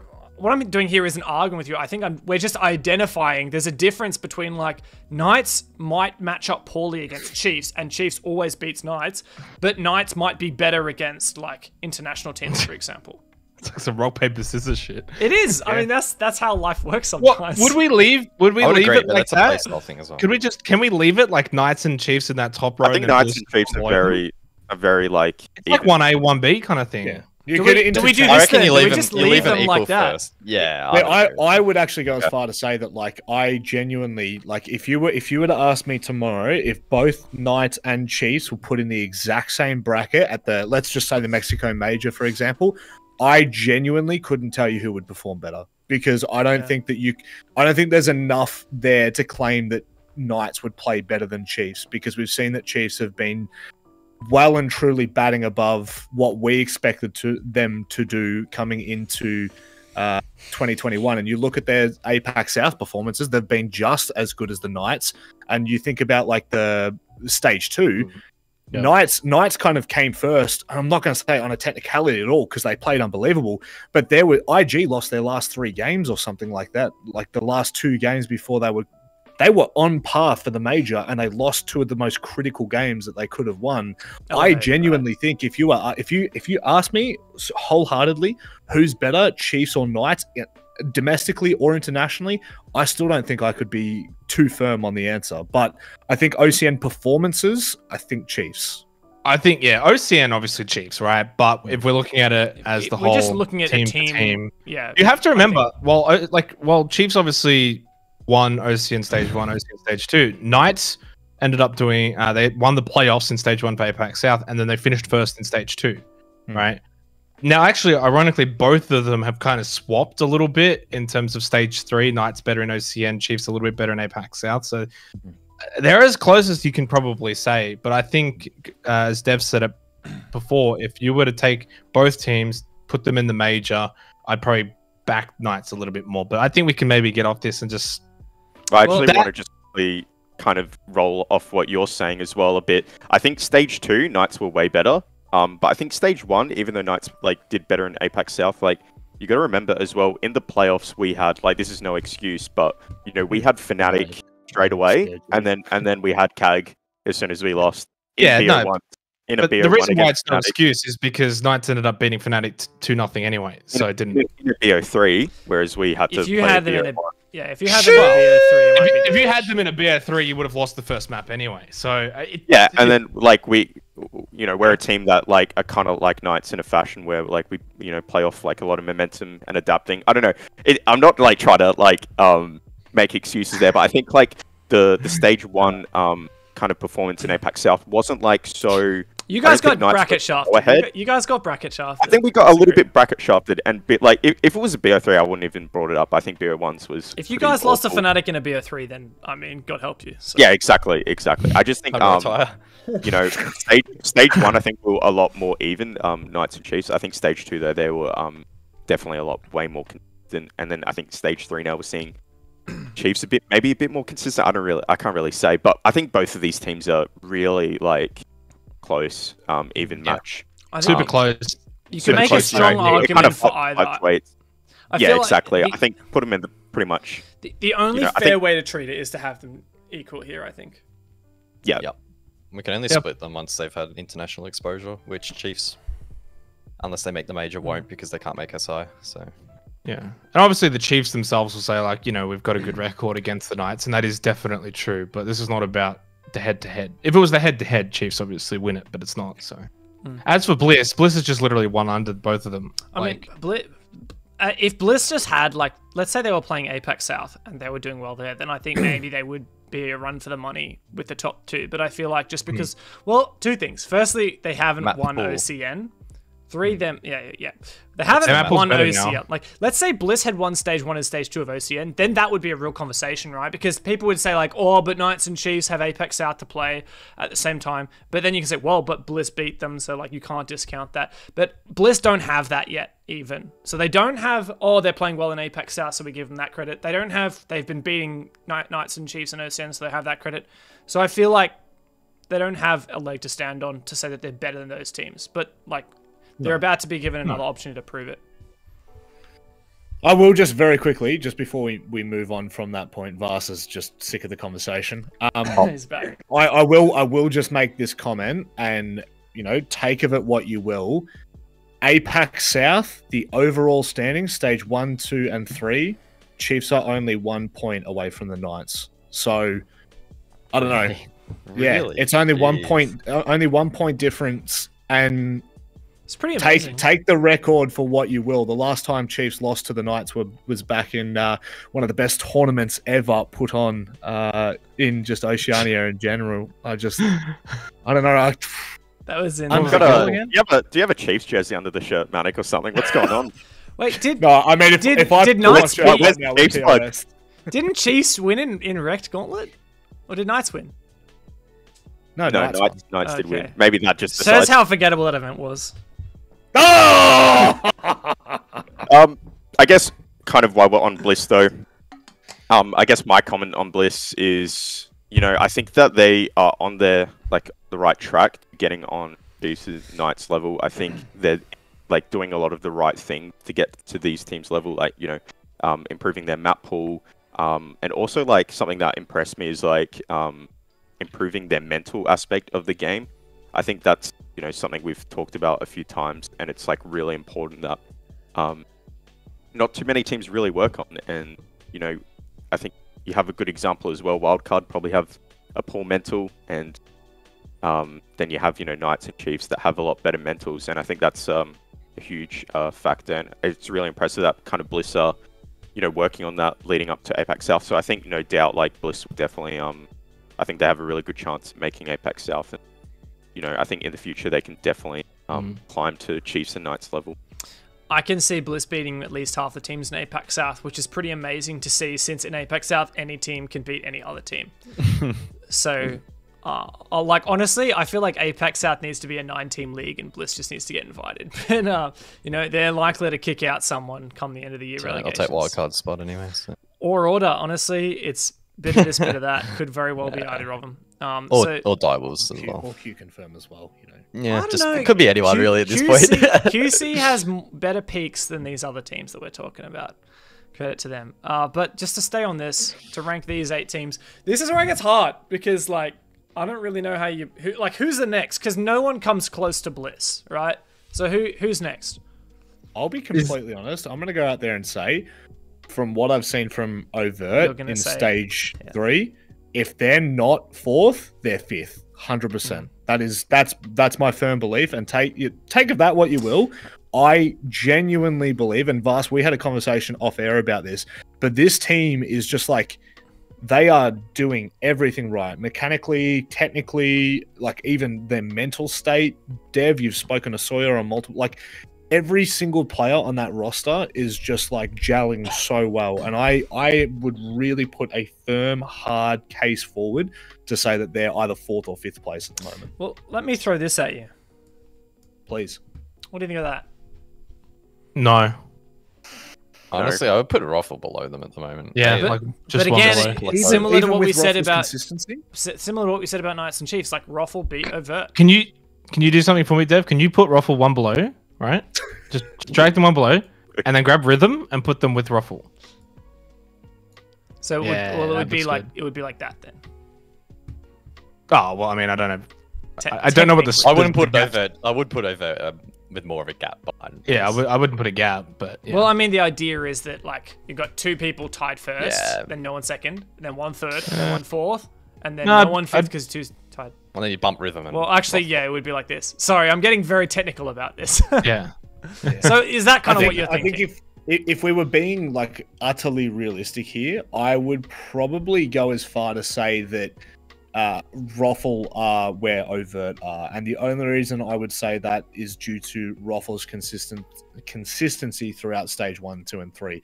They've always beaten the teams below them and been competitive against the teams above them, but never kind of cracked into that upper. Well, there's only 2 teams below them. Echelon. No, but that's not. That's what I'm saying. Ruffle was 5th in stage 1 and stage 2 from regular season, but also people forget Ruffle beat Bliss in a BO3 in stage 1. Like, Ruffle came 3rd overall. They only lost to Knights. That's why I'm making the case. If we were doing this from, like, a whole year thing, I would definitely put above Overt and Overt with Rhythm. But I put Rhythm below Ruffle the more I think about it, and then it looks pretty good. But it was only if we were looking at the full, if we were looking at the full 2021 season. If we were only looking at stage 3, I don't know. I think that's pretty accurate. Yeah, I thought this was a power rankings of stage 3. Well, it's power rankings right now is what it's meant to be. So it's Rhythm below Ruffle. Well, that's the same thing realistically. Then I guess. I think if it's right now, I don't think so. Don't think what? Sorry. If it's based off right now, I don't think you can put Rhythm below Ruffle. What do you think? Yeah, if it's a yearly thing, it's different. But yeah, like that's probably. But this as it is right now would be for. Well, if it's doing it right now, we would just put stage standings. Well, you do take into account other factors, of course. But I mean, yeah, the other factors in particular take into account the top 2 and the bottom 2, obviously, like, because we're not saying, like, how will they perform in OCN, because obviously, you know, there is an argument for APAC South making it more challenging to perform in OCN. So this is just, like, pure skill. And this is the point where I wonder, like, do we start boosting Wildcard and Order and give them benefit of the doubt and saying that playing APAC South has made them weaker in OCN? Or do we not give them that credit? Well, Wildcard, no. Because they're just not playing good Siege, full stop. It's got nothing to do with the results. I think the issue with that conversation is the fact that Chiefs and Knights have consistently been top 3 I think Knights went top 4, but that was because of that stupid game against Order at the end of stage 2. But like both of those teams have consistently been top 3 and easily, the best teams in OS. Whereas Order and Wildcard, it's been a little bit heartbreaking. Yeah, like Chiefs and Knights, like Chiefs back-to-back champs, and they're locked in for APAC South. They can lose the next 2 games and they're still fine. So yeah, the and same boys as Knights. in blue. So that's all I had to add. Yeah, I mean, I'd Roger, agree Finch. with that. I think it's pretty spot on. God, I love you, Vast. How the hell think is with rhythm- Wildcard I at the think with bottom, rhythm, bro? bro. Oh my god. I think with disagree with rhythm- it. But... Show this It's to us a year ago, and we'll be like, "Excuse me, what the fuck?" Everyone shut up and just let Vast talk. Yes. Jesus, Vast, please. Sorry. With rhythm for me, that's kind of making me hesitate to put them any higher. Is like, I don't think they've been tested on other maps. I don't know why you just ban Oregon Villa and that's it. You've won. Sorry, but Yeah. like that is just so simple. Stop taking them to those 2 maps. So I think they're gonna have a real test in playoffs with like in a BO3. To be honest, I mean, hey, who's to say they can't, realize that and work on their map pool? But I just think that's what They kinda played making 3 me maps. hesitate. The whole It's over- stage, 3 maps. Yeah. Same with Overt. Oregon Villa and what's the other one that Overt played? Was it Club? I'm not sure. Yeah, they played Club against Club Wildcard. once, Club twice. Yeah, so the same as well for 3 maps. Same Just as not Rhythm. committed Both doing- only played 3 committed doing maps a for the whole BO3. stage. I'm gonna quickly have a look at Bliss. They I played think- decently on Chalet as well. Was that in regards to Rhythm? Did Rhythm play Chalet? Yeah. the order. I mean, like Bliss only played 3 maps as well. I think most teams, if you actually go and have a look, probably are nature of the only VO. around. That's the nature of OCN. Everyone's Yeah. banning like Coast and Bank. It's and been then a 5 other map maps. pool. Yeah. Have we even had Three. Cafe much? I don't think we've even had Cafe. Cafe. Yeah, like Like one, Knights, maybe. Knights only played 3 maps all stage as well. So I think you can't really criticize them for only playing 3 maps when every team basically only played 3-4 maps. I think maybe I'm just thinking more that from like my experience, like versing them.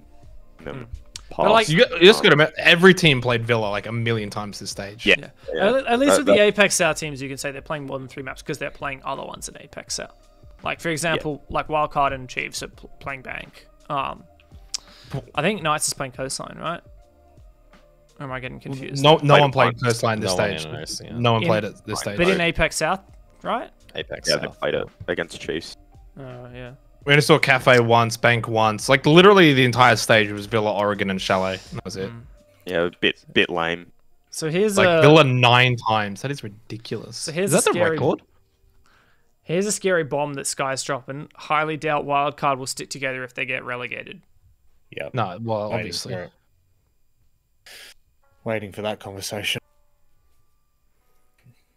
Yeah, I Wait, mean, not okay. really much else to add. Like, it would assume so, right? There's a lot of players there, if not most players, that I can't see looking for authors on other teams. I can think of maybe 2 players that would try.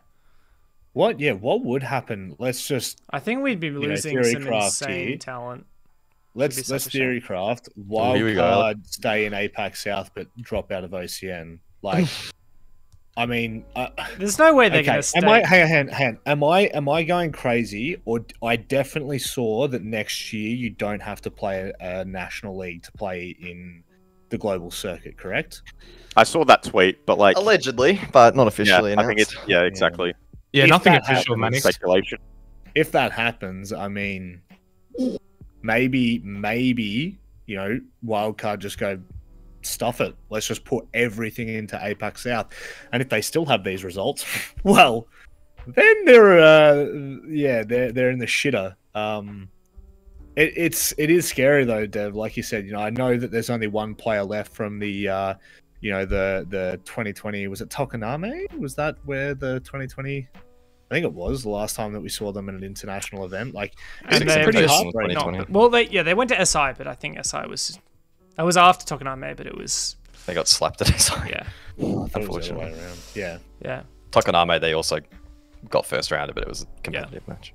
We've already talked a lot about the playoffs, but I'll bring up the gauntlet bracket anyway. Sawyer is sexy. Sorry. Jeez. All right, Overt Rhythm. Who takes that? You got to go over it. Yeah, gotta be, I reckon. I like Rhythm, and they've had a great stage, and they can win this. They can win it, but you got to pick someone, right? And I think Overt's the team Yeah, to pick. Overt. I think Overt overall the whole season just made less mistakes, to be honest. I thought you were gonna say overall for the gauntlet. I was like, yes, mate, let's go. He's not Ducky. Settle down. Mate, just wait until you see my predictions. Chiefs versus Overt then. Chiefs. Chiefs. Yeah. Overt.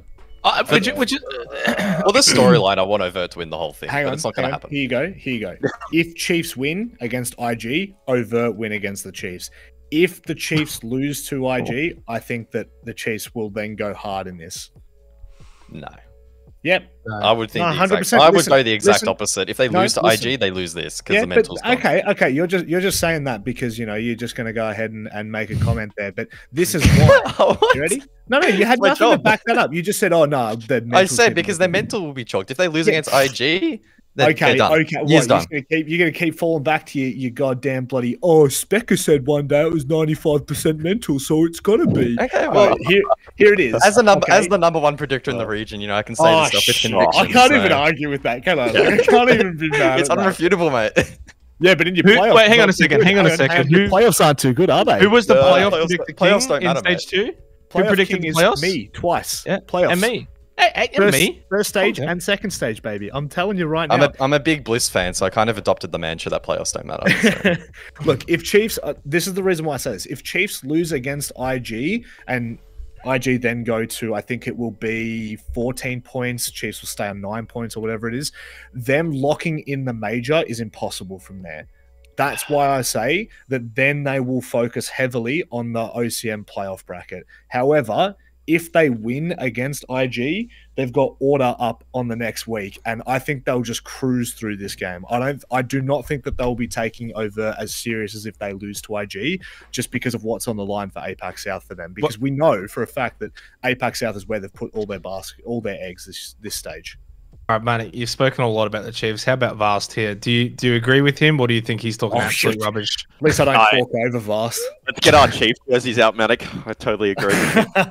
No, I burnt mine. I kind of I agree because although if they do beat IG, I don't think that they'll throw I don't know. I'd hope to think that they wouldn't play like they did in the last game. I hope that they kind of bring a more competitive game, even if they want to hide some strats or maps or whatever. Yeah. For APAC South, I just hope whatever happens, they take this game seriously, get competitive. Look, and let's you be know, honest, you if you- can win off defaults. You don't have to, show everything. Like you have the experience over. I mean, Chiefs could legit ban Overt's maps in this BO3. And their strong maps, play defaults, that experience over them, adapt, whatever. And we're saying Villa and Oregon for the Overt, right? Well, Chiefs where would we're saying have they're to ban comfortable. or play Oregon. I think that's Overt's best map probably, so they would pick that Yeah. if they could. Chiefs play Villa, right? Yeah, Chiefs. everyone plays Villa. Yeah, I mean Chiefs just Hey, ban, everyone ban plays Villa. Oregon. You let Overt pick Villa, then you pick whatever your preferred map is, and then nice. you ban. Oh wait, no, Overt can. Well, I mean Chiefs would probably be down to play Club anyway because it's arguably their best map. So it's legit just Oregon that Overt have that Chiefs don't play. So and that's the one map that they took them to in the BO1. Go figure. So Chiefs just ban Oregon, and then whatever other map it goes to, Chiefs win into. Maybe It is kind of ironic that the two teams that will be playing, one of the two, both of them, Overt and Rhythm, actually just beat Chiefs anyway. So there is some irony in that. Chiefs waiting for one of the two that have already beaten them. So Chiefs, I think Chiefs ban Oregon, Overt pick Villa, Chiefs pick, what's Overt going to ban to Coastline or Bank, I'm guessing? Chiefs pick Bank or even Chalet. yeah. Decider will be Chalet, probably. Decider will be Club, I guess. That's Chiefs. That'd be That's banging, dude. That would be a really good series, That's and Chiefs would win 2-1. Really easy for the Chiefs there as well, because Just the Rhythm map 2, pool you depth. would ban Oregon. Yeah. Are we talking if it's Rhythm? Yeah. But the thing if is, it's for they'll both, have to play cool. Villa there, which they did lose to Rhythm on. But I mean, Chiefs can just not play like bots and they'll beat them. I think we can all agree that I don't know what you guys think, but I don't think anyone's getting past Bliss this stage. No. Bliss winning the whole thing, man. Second place curse. The charm. Yeah, even. 100%. Nope. The magic. No, Chiefs. who's saying no? Chiefs. Guys. Chiefs are winning it. Oh, you reckon Chiefs are gonna with the whole thing or Bliss? Chiefs whole thing. That's what I Hang on. predicted. With APAC South playoffs or the major potential coming up, you reckon they'll go all in and take OCN stage 3, showing a potential 6-11 They'll beat maps? IG. They will beat IG in this play day. They'll be pretty safe in that top spot. Easy game against Order. They'll cruise through this bracket. Lock it in. Back to back to back. 11 Wait. maps, you reckon? Clip they're it, ship it, and I'll see you guys next week. gonna- Clip it. Please. 3 in a row is hard to do. Not I don't capping. know. Literally my prediction. Yeah, I mean, I think Guz has a bit more faith in the Chiefs than me, to be honest. Oh, yes, I mean, guys, get on him. No, That's like, really no, I cool. actually agree. I do agree, but like, I'm just trying to like think back at like kind of the last like playoffs. Like, there haven't really been a playoffs where like I don't want to sound really cocky, but like I feel like a lot of our playoffs runs have been you know, just using defaults and adapting. And I think Chiefs can definitely replicate that. You know, sure there were a few like, you know, adaptations, maybe counters, whatever map videos, but nothing too crazy. I just think third place having to verse Overt, then Bliss, then Knights is like just going to be really tiring. I mean, I just remember, you know, getting second place and having to play the Sunday and how tiring that was. You know, That's playing why you 1v3. retired, mate. You've got Yeah, I just couldn't do it. I was getting too old for your it. bones are getting a bit too brittle, 30-minute break between a BO3 and then straight into a BO5. Oh my god! I Wait don't know. until you're on the broadcast, mate. Then you'll be feeling. Then you'll be feeling it. 8 hour day. After like the third map or something, you just start kind of getting like, I don't know. I used to get like really tired, so I think. He needs to do the long ranked sessions to really train up for it. Oh yeah, I mean Worthy, yeah, those boys definitely do the rank sessions to build the stamina. I didn't, so maybe you know they've got it. But look, yeah, this one's tough. You know, they've got it's a really tough one. There's a lot of expectations on Bliss here as well, because if they lose this round 3 matchup, they will have gone the entire year without winning a playoff game. Crazy. They got stomped by Rufflecopter, then they lost the final Bliss curse. The grand final. to Chiefs, and then yeah, that's a great point. That is a Bliss curse. That'd be a hell of a curse. Choke in playoffs, and we would see if they could write that in the end of year finals. So I put for my predictions, I sent off to Ducky from Snowball. I put overt, just for a bit of fun. It's possible. It would also. It's the only world in which overt don't play relegations and rhythm. If that happens, I'll shave my head. Mate, I will do it. clip that. I will. Sawyer, don't let me down. Well, he needs a haircut. I'd love to see that. Honestly, it's a win-win for me. he bitched out on the damn one with us guys, so I'd love to see this. He wants to join in on the action. Sawyer's in the chat. Sawyer, get it done for me. Xenox needs a haircut bad, man. Real bad. It's a bit crazy. But right now, my sensible part of me, like instinct, just says that Knights win this. Knights win the whole thing. Probably against Chiefs or Bliss, maybe, but probably Chiefs. You know what? I have to say Spruce has actually made somewhat of an okay point, and I do not like Spruce. He is Get the one of the Manscaped ugliest sponsor. players we've got in the region. And no, absolutely nothing to do with Manscaped. The bloke doesn't know how to plug. But Knights are on the bottom of South. And we all know that they've made comment on the fact that they're really focusing on OCN. I do think, I think I've gone for Bliss to win the entire stage, just for the storyline of Bliss fixing their map pool in stage 3 and like flexing on them. But I genuinely think that Knights will kind of, I don't want to say steamroll Bliss, but I do think that their map pool is just going to be so deep that it's going to be felt. It's going to be felt. Man. I've gone Bliss over Knights. I think if Bliss win their In your matchup heart? and win that playoff, they've broken the curse. They'll break through and they'll defeat the Knights. So Xenox, who have you got winning Chiefs overt then? Chiefs? Chiefs. Yeah. So I've basically gone Avert, Chiefs, Bliss. So here I've got something. So I reckon if it's Chiefs in the final, they win it. If not, Knights win it. So I reckon That's a bit rude to Bliss. If Chiefs lose to Bliss or lose to Overt, then Knights win the whole thing, I reckon. Otherwise, I think Chiefs... Because I'm just seeing a world where Chiefs have won their game against Overt, and then they've beaten Bliss as well. Like, I can't imagine them not going through and winning the last game as well. I want that mouse pad. I want Odo, and I want all the boys to sign it and hand deliver it to me. And You could start the emo ring keyboard, but for a mouse pad. Let's see it. God, I love that. I still to this day, that is one of the best things I think I've ever seen, mate. This bloke, tell you what. So because we got so excited by the bracket, I actually forgot about this other segment I wanted to do. So we don't have to spend forever on this, but I'd like to get your thoughts, boys. So I've spun up the stats, and I apologize for the people at home. I'll try and zoom in a bit, and we can. Please do. You know what? How about this? Have you linked this somewhere? I'll give you a dark mode. I've had to open up the stream on like 1080p to look at it. Here, I'll chuck the link in the chat. I'll Discord it. Okay. So this Google Sheets link is not public, I will say. So you guys at home will just have to don't link it in the chat, please.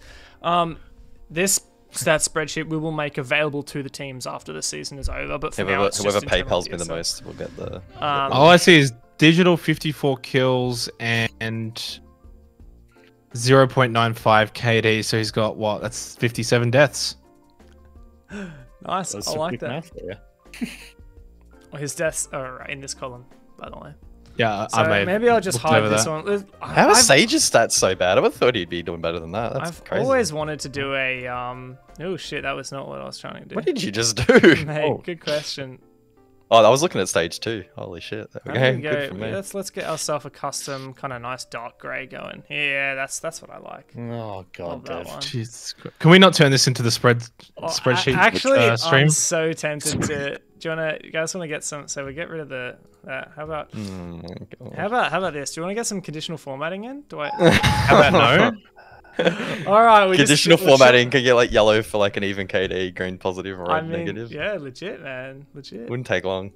Conditional formatting. Get ourselves a color scale going.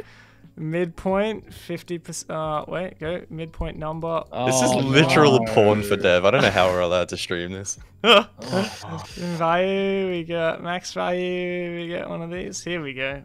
There we go, boys. How's that? How's that? That'll do. Terrible. No more, please. Stop. So what stats you want? I got all kinds of stats here.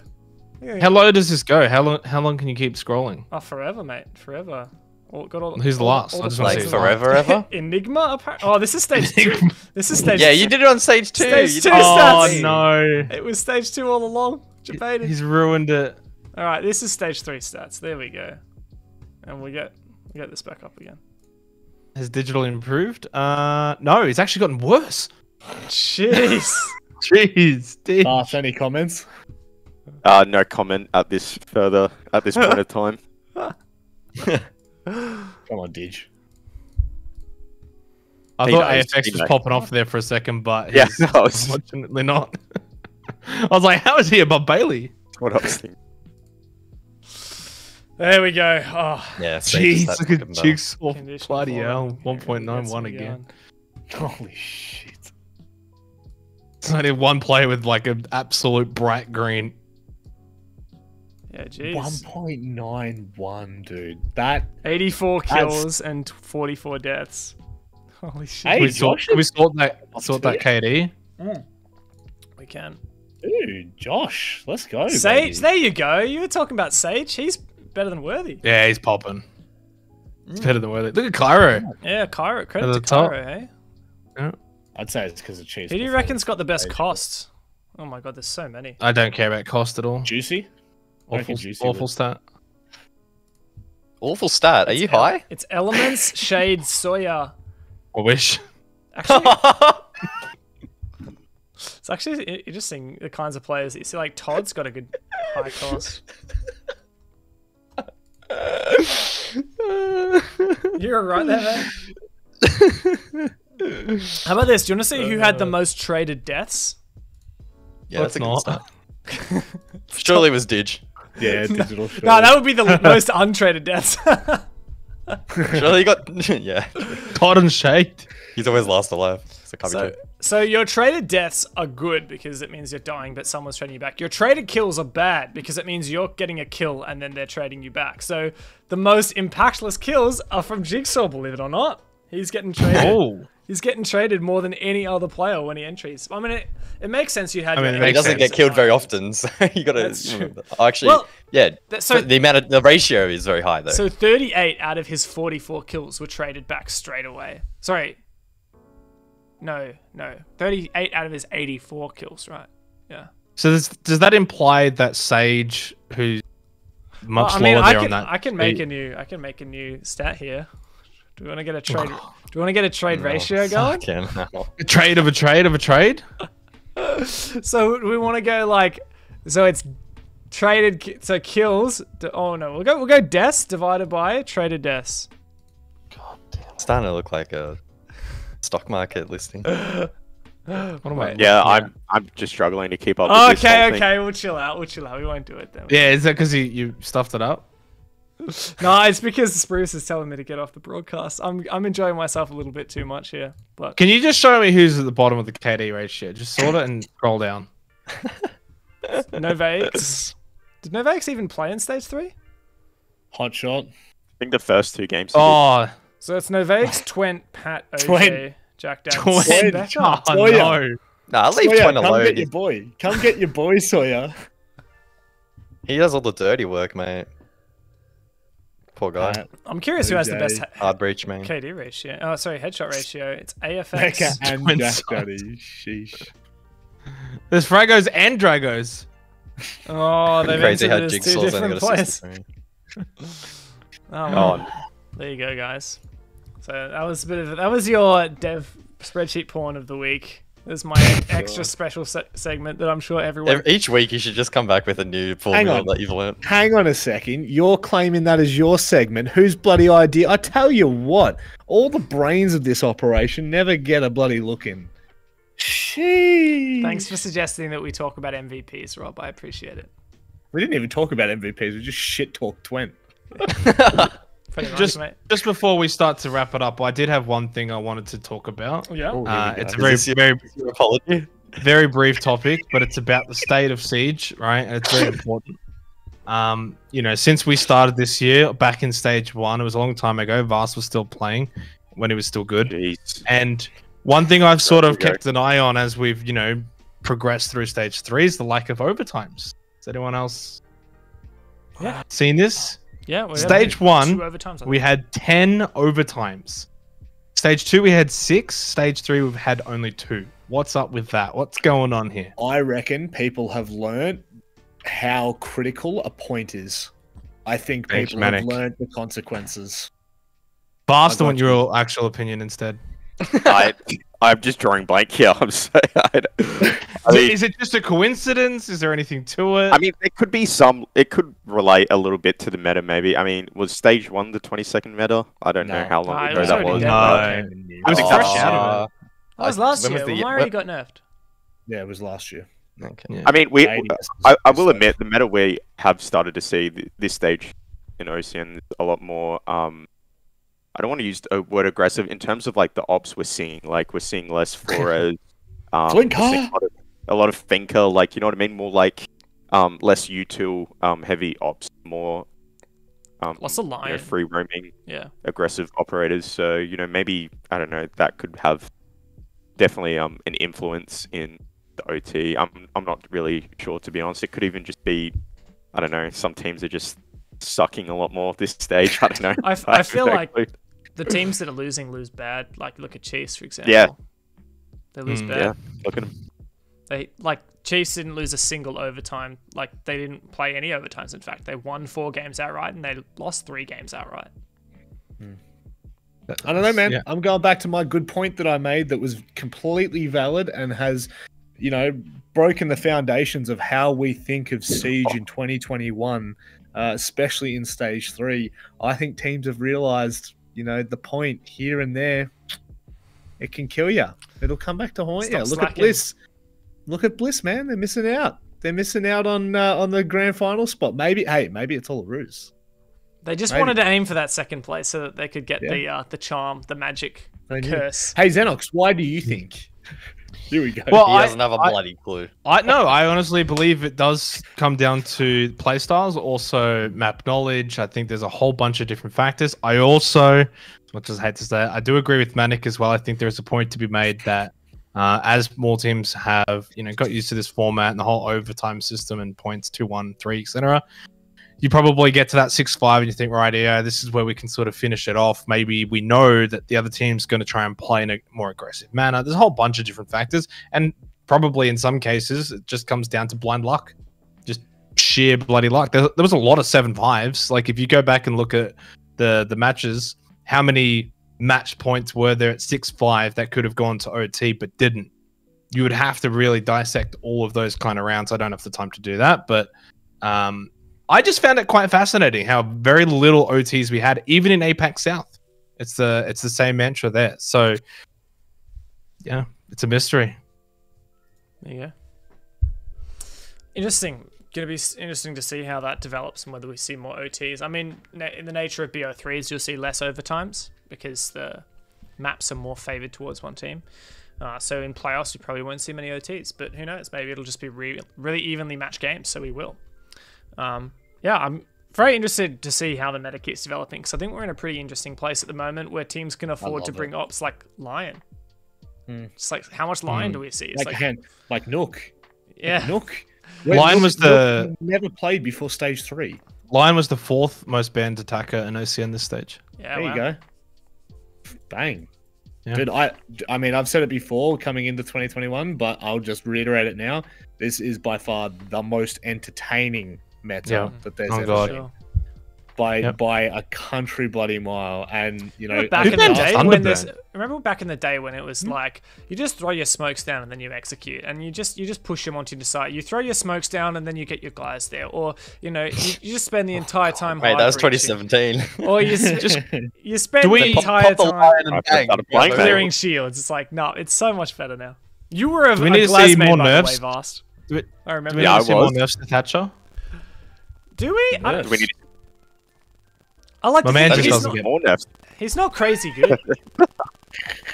Well, my man is still the most banned operator in the existence. I don't understand why he's still so banned. Vast, you are an expert on Thatcher, aren't you? So yeah. So I need to get that clip up. Busted. No, please don't. Delete it. I mean, I don't think Thatcher needs. Does he need a nerf? I'm not really. I don't really think more so. Buster Kali. That's the first time I'll agree with Spruce on something. I think it was I think the nerf that was made to Thatcher back when they stopped the EMP from blowing up the damn gadget. I think that was what they needed to do. So what else could you do? Like change the radius of the EMP? I don't think that even matters, because more often than not the EMPs are used for wall denial. So I think I feel like I think it just comes down to a lack of other operators that actually do the similar thing he does, right? Like, if you think about, say, wanting to try and ban, I don't know, Soft Breacher, for instance, you can still go and pick either Buck or Sledge, whereas for Thatcher, if you ban out the Thatcher, you really going to bring Kali? Like, no one does what he does in the same way. Like, everyone else Flores can is the second most banned attacker. Yeah, it's like the way I see it is everyone else can do what Thatcher does, like whether it's Kaliing off a wall or using your Ash to go below, or Twitch doing it, or Flores doing it, but or like you just burn ADSs with projectiles, but like no one does it the same way that he does Thatcher's lazy. Yeah, any teamwork. You just literally throw it down in like the general direction. It is a lazy operator. That's like, what I reckon it is. If Thatcher was announced and released today, people would be up in arms because he's so lazy. And he's only not discussed a lot because of the fact that he was in there from day one. I think think of it like this: like if you're playing against a team that is worse than you, you don't want to give them that thing that makes life easier. You want to take that away from them because you're better at doing the more advanced style. So that's why teams ban Thatcher, because they think that they're playing against a team. Upping the skill gap. Yeah, it ups almost like the shelf. Like, not the skill ceiling. What's the opposite of a skill ceiling? The bottom bit. Skill floor. The skill floor. You're raising the skill floor when you ban Thatcher. You're making it easy for short people like Xenox. Just not even a smile out of him. Just no. Well, Raven's not here, so I can't do it to him. Well, yeah, that's true. Next shortest in line. We're all pretty tall though, honestly. Like, yeah, no, we are. There's no one we're that's all actually big tall. units, mate. We're all just chads. Boss, how tall are you? I think I'm one of the short kings. I'm with Raven. Oh, to be honest. I think I'm five. you're in trouble. You shouldn't mate. have said that, mate. You should have said you're 6'1". It's alright, me too. I'm mate. 5. I think I'm 5'10", around that. Yeah, I'm only 5'11", so don't worry. I think you're missing a couple numbers. 7'11", maybe. I might pop down to 7-Eleven after this, get myself a coffee. Whoa, was that a plug from Devmana? I don't know. Is 7-Eleven want to sponsor us? Yeah, let's go. That would be a good sponsor. It would be. I could use a coffee on some of those ACN nights, I'll tell you what. Absolutely. Look, let's close it with the final giveaway. So, Chuck, playoffs in the chat. Playoffs is the keyword, and you will be eligible for the giveaway. We already have 39 people eligible. So if you're one of those people that's already typed it during the stream, don't bother typing it again. I'll give you a couple seconds as we round out. 1,200 R6 credits is what we're giving away. That is enough to buy the Knight skin, the Chief skin, the Order skin, and the Wildcard skin, and have 0 left over.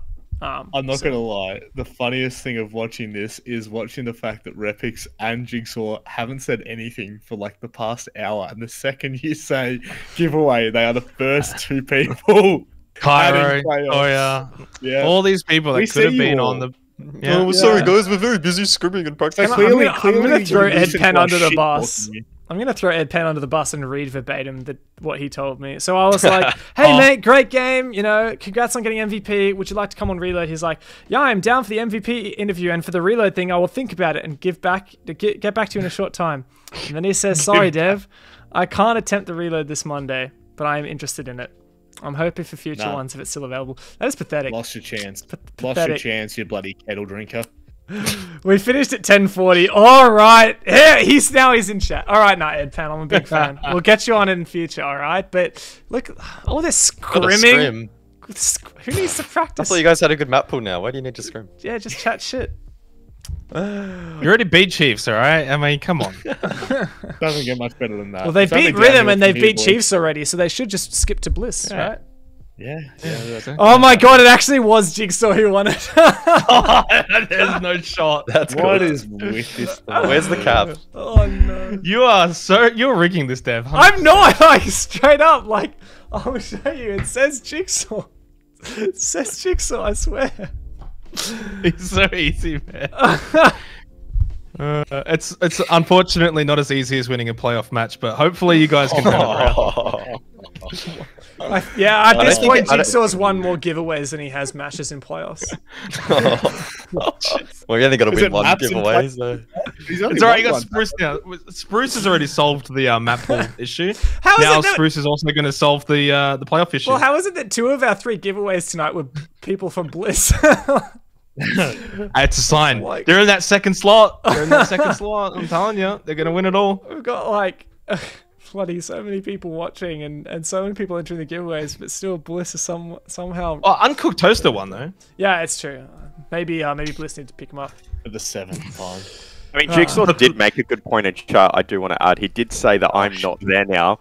So, you know, that does give them a lot better of a chance, I will say. So are you saying that if Bliss win, they beat Chiefs here, then...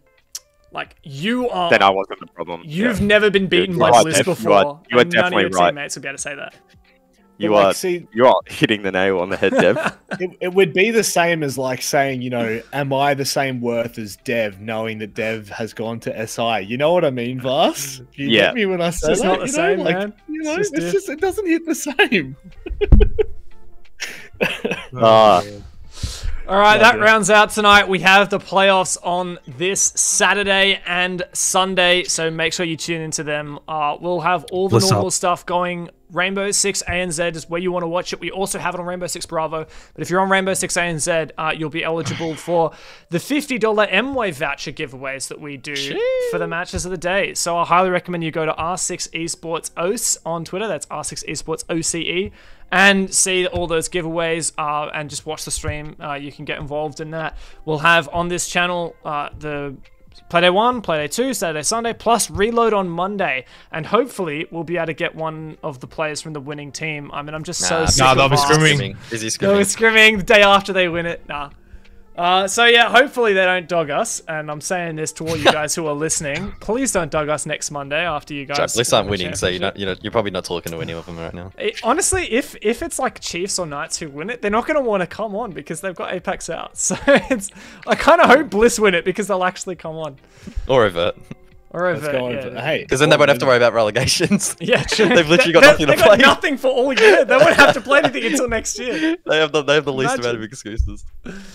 Yeah, so that is that. If you want to follow us, you can see our Twitters next to our handles. We'll all be on for the broadcast this weekend as well, including Vast, I'm afraid, who will be doing some analysis work. Hopefully he still remembers how to play properly. This might be. We've got to use him while he still has knowledge. Give him about a year and he'll be washed up. Yep. Give me next season and I won't know what's going on. Well, even like I feel like he already doesn't know the stage. Yeah, I'm slowly creeping there. I think Matic said it the other day. What was it? It was like when you asked me about prediction. I was like, I don't know, I'm on the fence with all of them or something like that. Yeah, you're growing. It's growing on you. I'm learning the trade. Yeah, what is it? Part of the ship, part of the crew. You can't help it, mate. Once it starts, it just takes over you. Not to throw you under the bus, but I am anyway. I remember when we came into OCN Stage 2, I'm like, oh, Vast, what do you think about Bank? And you're like, oh, yeah. I don't know, I didn't scrim it. So to this day, I don't know, I've not played Bank at all. I think I saw it once in the Wildcard Chiefs game. I don't think I don't think you played any of the maps, mate, so I don't know what that comment was. Ever? I've never played the game. Have you? Have you? Well, why? Nah, I haven't actually. We was actually Diamond on Xbox about 3 years ago. Thank you very much. Thank you. He's gonna get his rewards. He's gonna get all this stuff soon. Yeah. When cross progression hits, we're just gonna run the Red Crow Diamond charm on everything. I will. 100%. I will. Yeah. Look, we saw it with Raven. After a little while, he just loses his knowledge of the game, so he stops being on broadcast. It'll happen with you, Vast, and then we'll find someone younger and more beautiful. We'll probably get Vinny in. I'm guessing because Wildcard will be and then 6 months on, Vinny won't know anything. We'll get Repix, and he'll be totally washed by that point. And then Nuttery brings up a good point. How has Xenox done SI never actually played the game? Hey, look, I don't understand how it happened either. He's really good at conning people. I didn't even know what the tournament was. I just thought it was some wrecked gauntlet copycat thing, you know? It honestly was not even as good as wrecked gauntlet. As Xenox is like, what is C? C Senorita? What C? What am I going to invite to C for? Like it's a fiesta? It didn't even have all of the top OCN teams. Didn't have any OCN teams. You're a shit stirrer. Well, that pretty much closes up the show. So I've already done all the plugs. Go and watch OCN playoffs this week. And we also have, I think that we've got the OCL on Tuesday, I believe. So that should be tomorrow night on this channel. So keep an eye out for that as well. The OCL. Two of those teams are going to be playing against Wildcard and either Overt or Rhythm for a spot in OCN next year. Probably Big Dogs, probably Fury. So you want to check out that. We've got some good casters. We've got a good production team over there, so go and check out that. But make sure, most importantly, you're here for this weekend for the playoffs. You wouldn't want to miss it. And look, that's it. Have a great night, and we'll see you guys on Saturday. RecGN.com. Shut up, Rob.